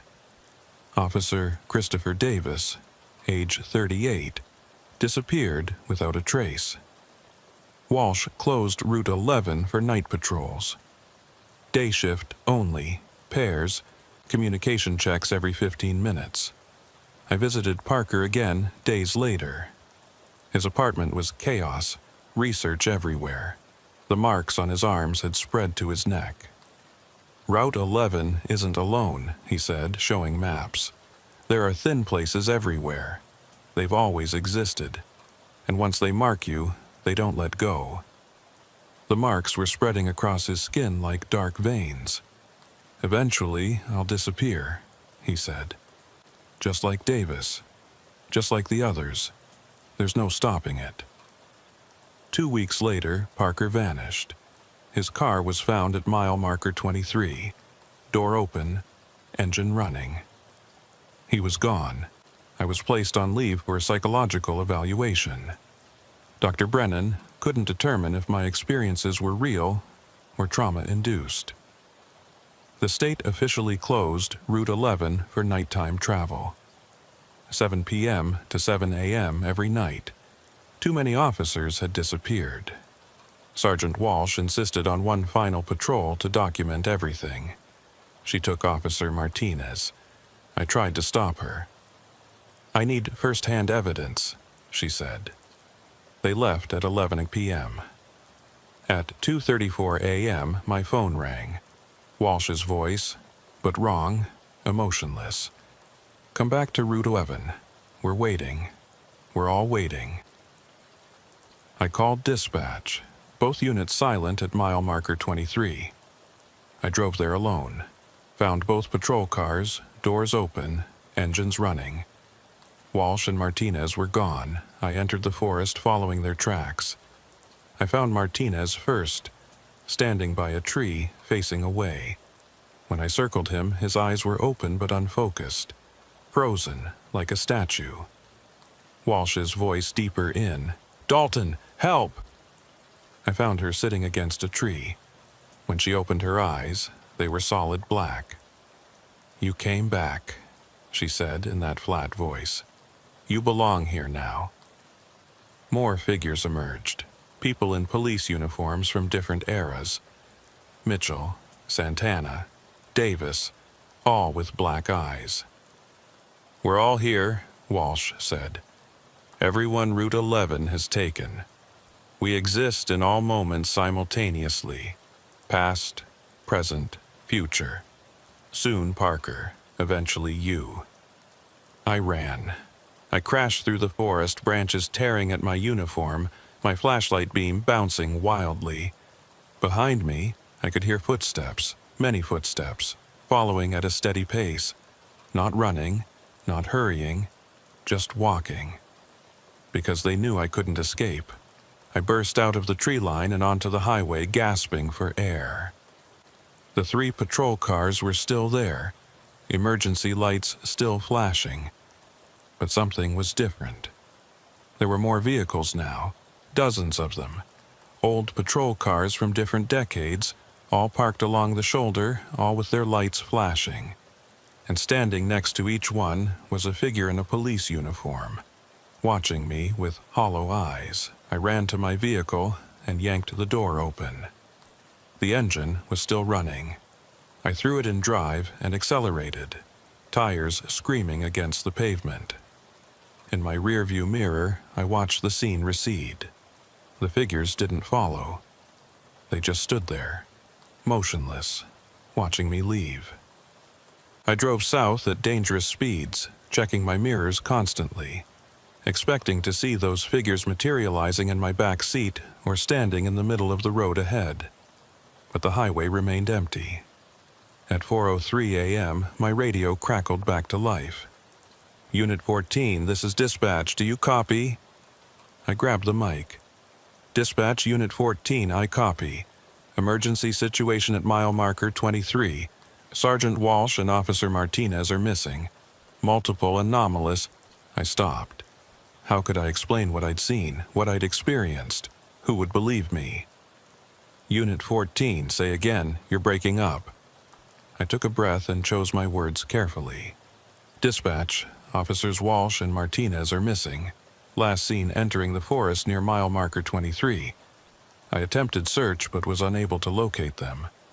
Request immediate search and rescue response." "Copy that, Unit 14. Units are en route. What's your current location?"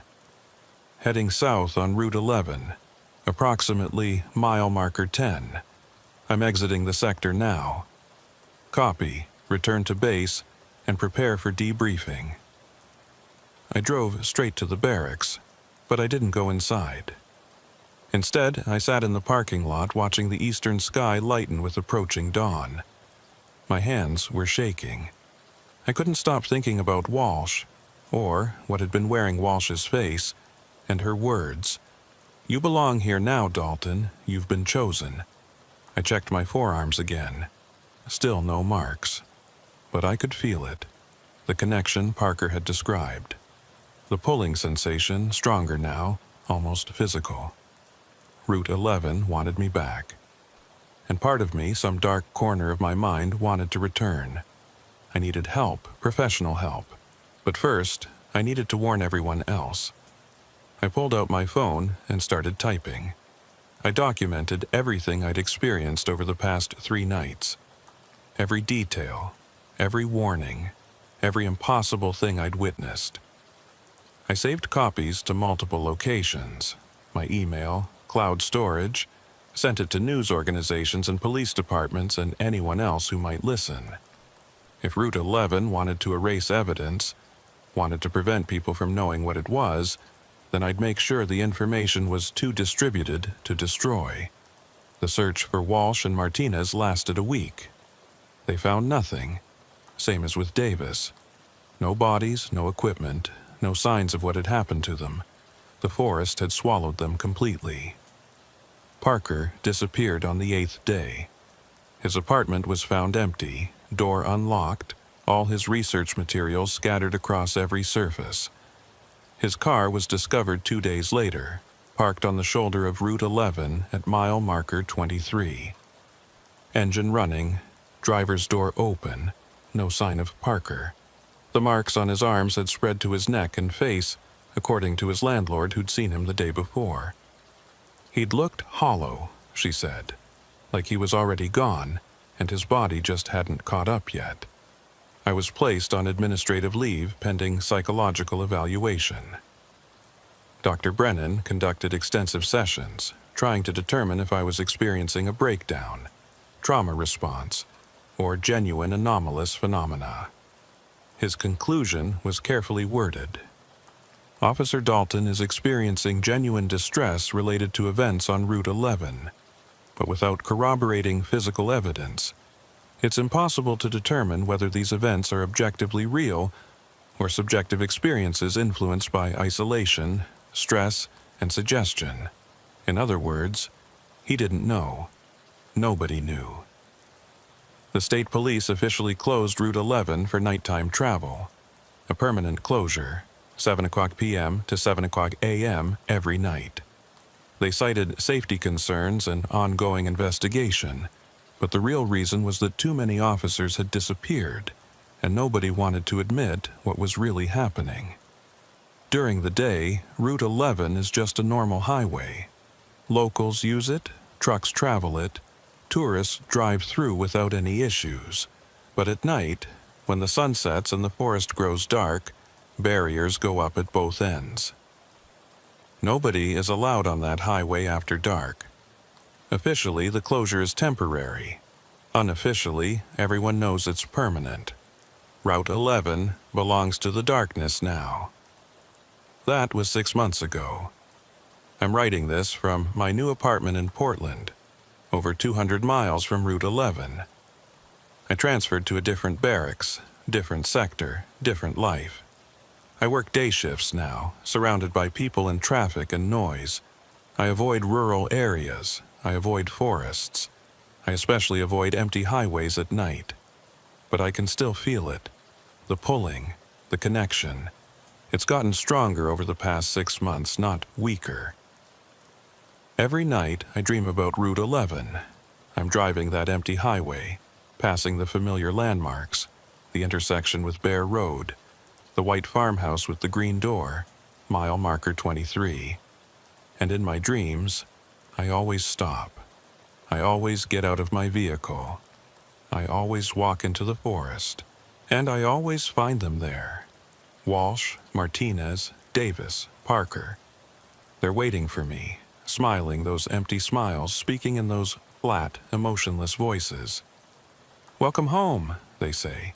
"We've been waiting." I wake up in a cold sweat, checking my arms for marks. So far, I'm clean, but I know it's coming. Parker said the marks appeared 3 months after he started patrolling Route 11. I'm at 6 months now. If his timeline holds, the marks should appear soon, and when they do, I'll know I'm running out of time.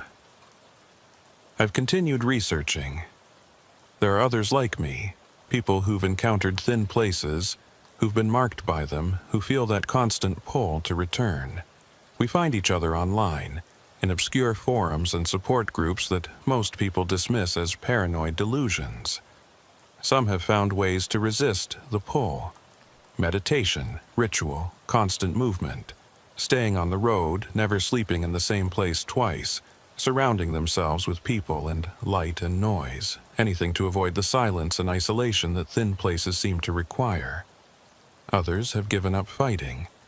They write their final posts, say their goodbyes, and then disappear. A few months later, someone will report finding their vehicle abandoned near the location that called to them. But the person is never found.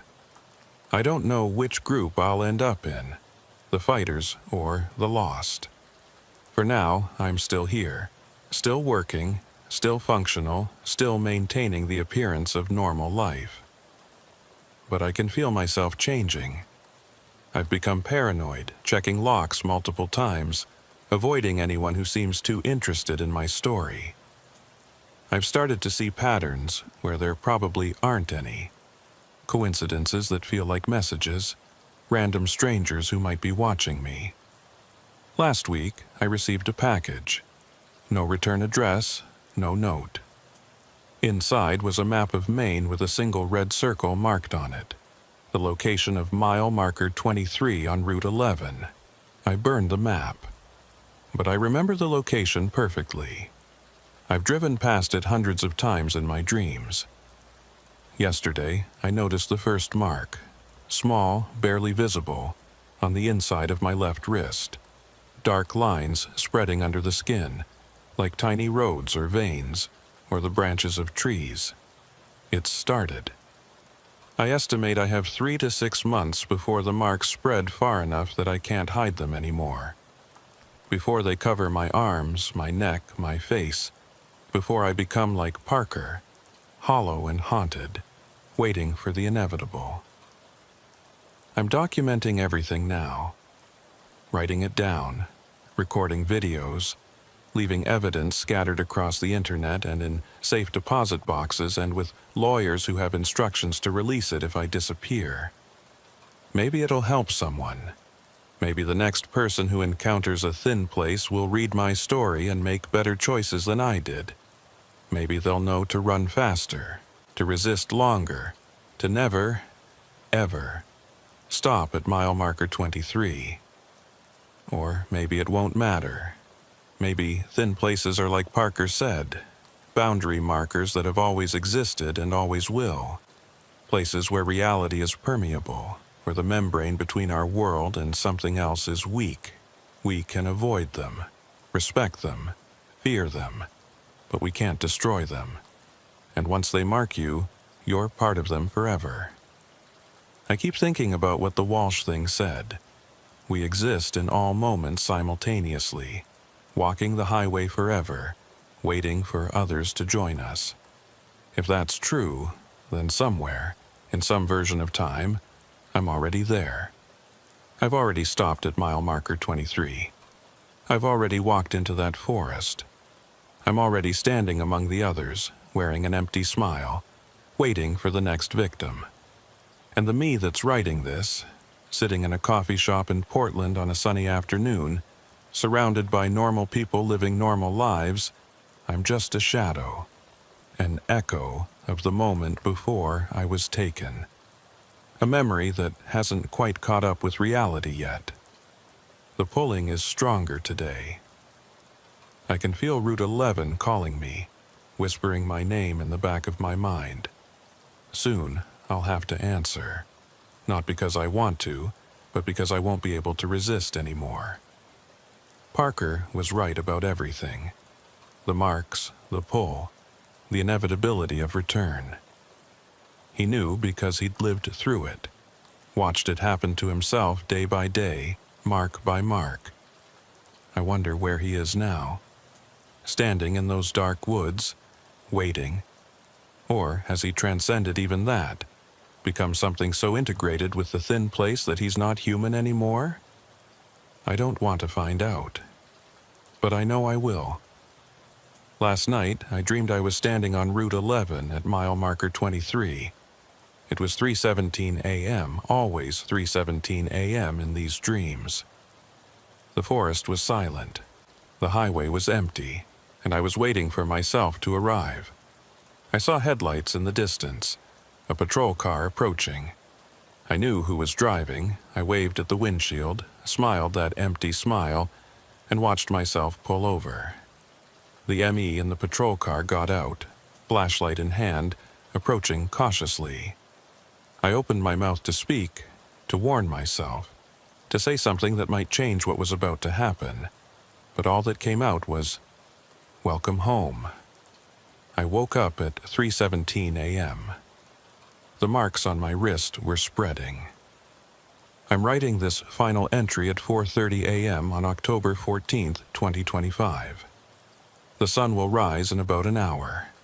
I'll drink my coffee, shower, dress for work, and pretend today is normal. But I can feel it. Tonight will be different. Tonight, the pull will be too strong to resist. Tonight, I'll get in my car and drive north. I'll tell myself I'm just going for a drive, just clearing my head, just need some air. But I'll find myself on Route 11. I'll pass the barriers that are supposed to keep people out at night, and I'll drive to mile marker 23, and I'll stop, and I'll get out, and I'll walk into the forest, and I'll join the others who are already there waiting. If you're reading this, please learn from my mistakes. If you encounter a thin place, a location where reality feels wrong, where impossible things happen, where you feel yourself being watched by something you can't see, don't investigate it. Don't try to understand it. Don't convince yourself you can resist it. Just run, as far and as fast as you can. Because once it marks you, it never lets go. And remember, never stop at mile marker 23. Never answer when the forest calls your name. Never believe that you're strong enough to resist. Because you're not. None of us are. The thin places have been here longer than we have, and they'll be here long after we're gone. They're patient, they're hungry, and they always get what they want in the end. I can hear it now. Route 11 calling my name, whispering that it's time to come home. So, I'm going, not because I want to, but because I don't have a choice anymore. I'm already gone, I just haven't realized it yet. Goodbye.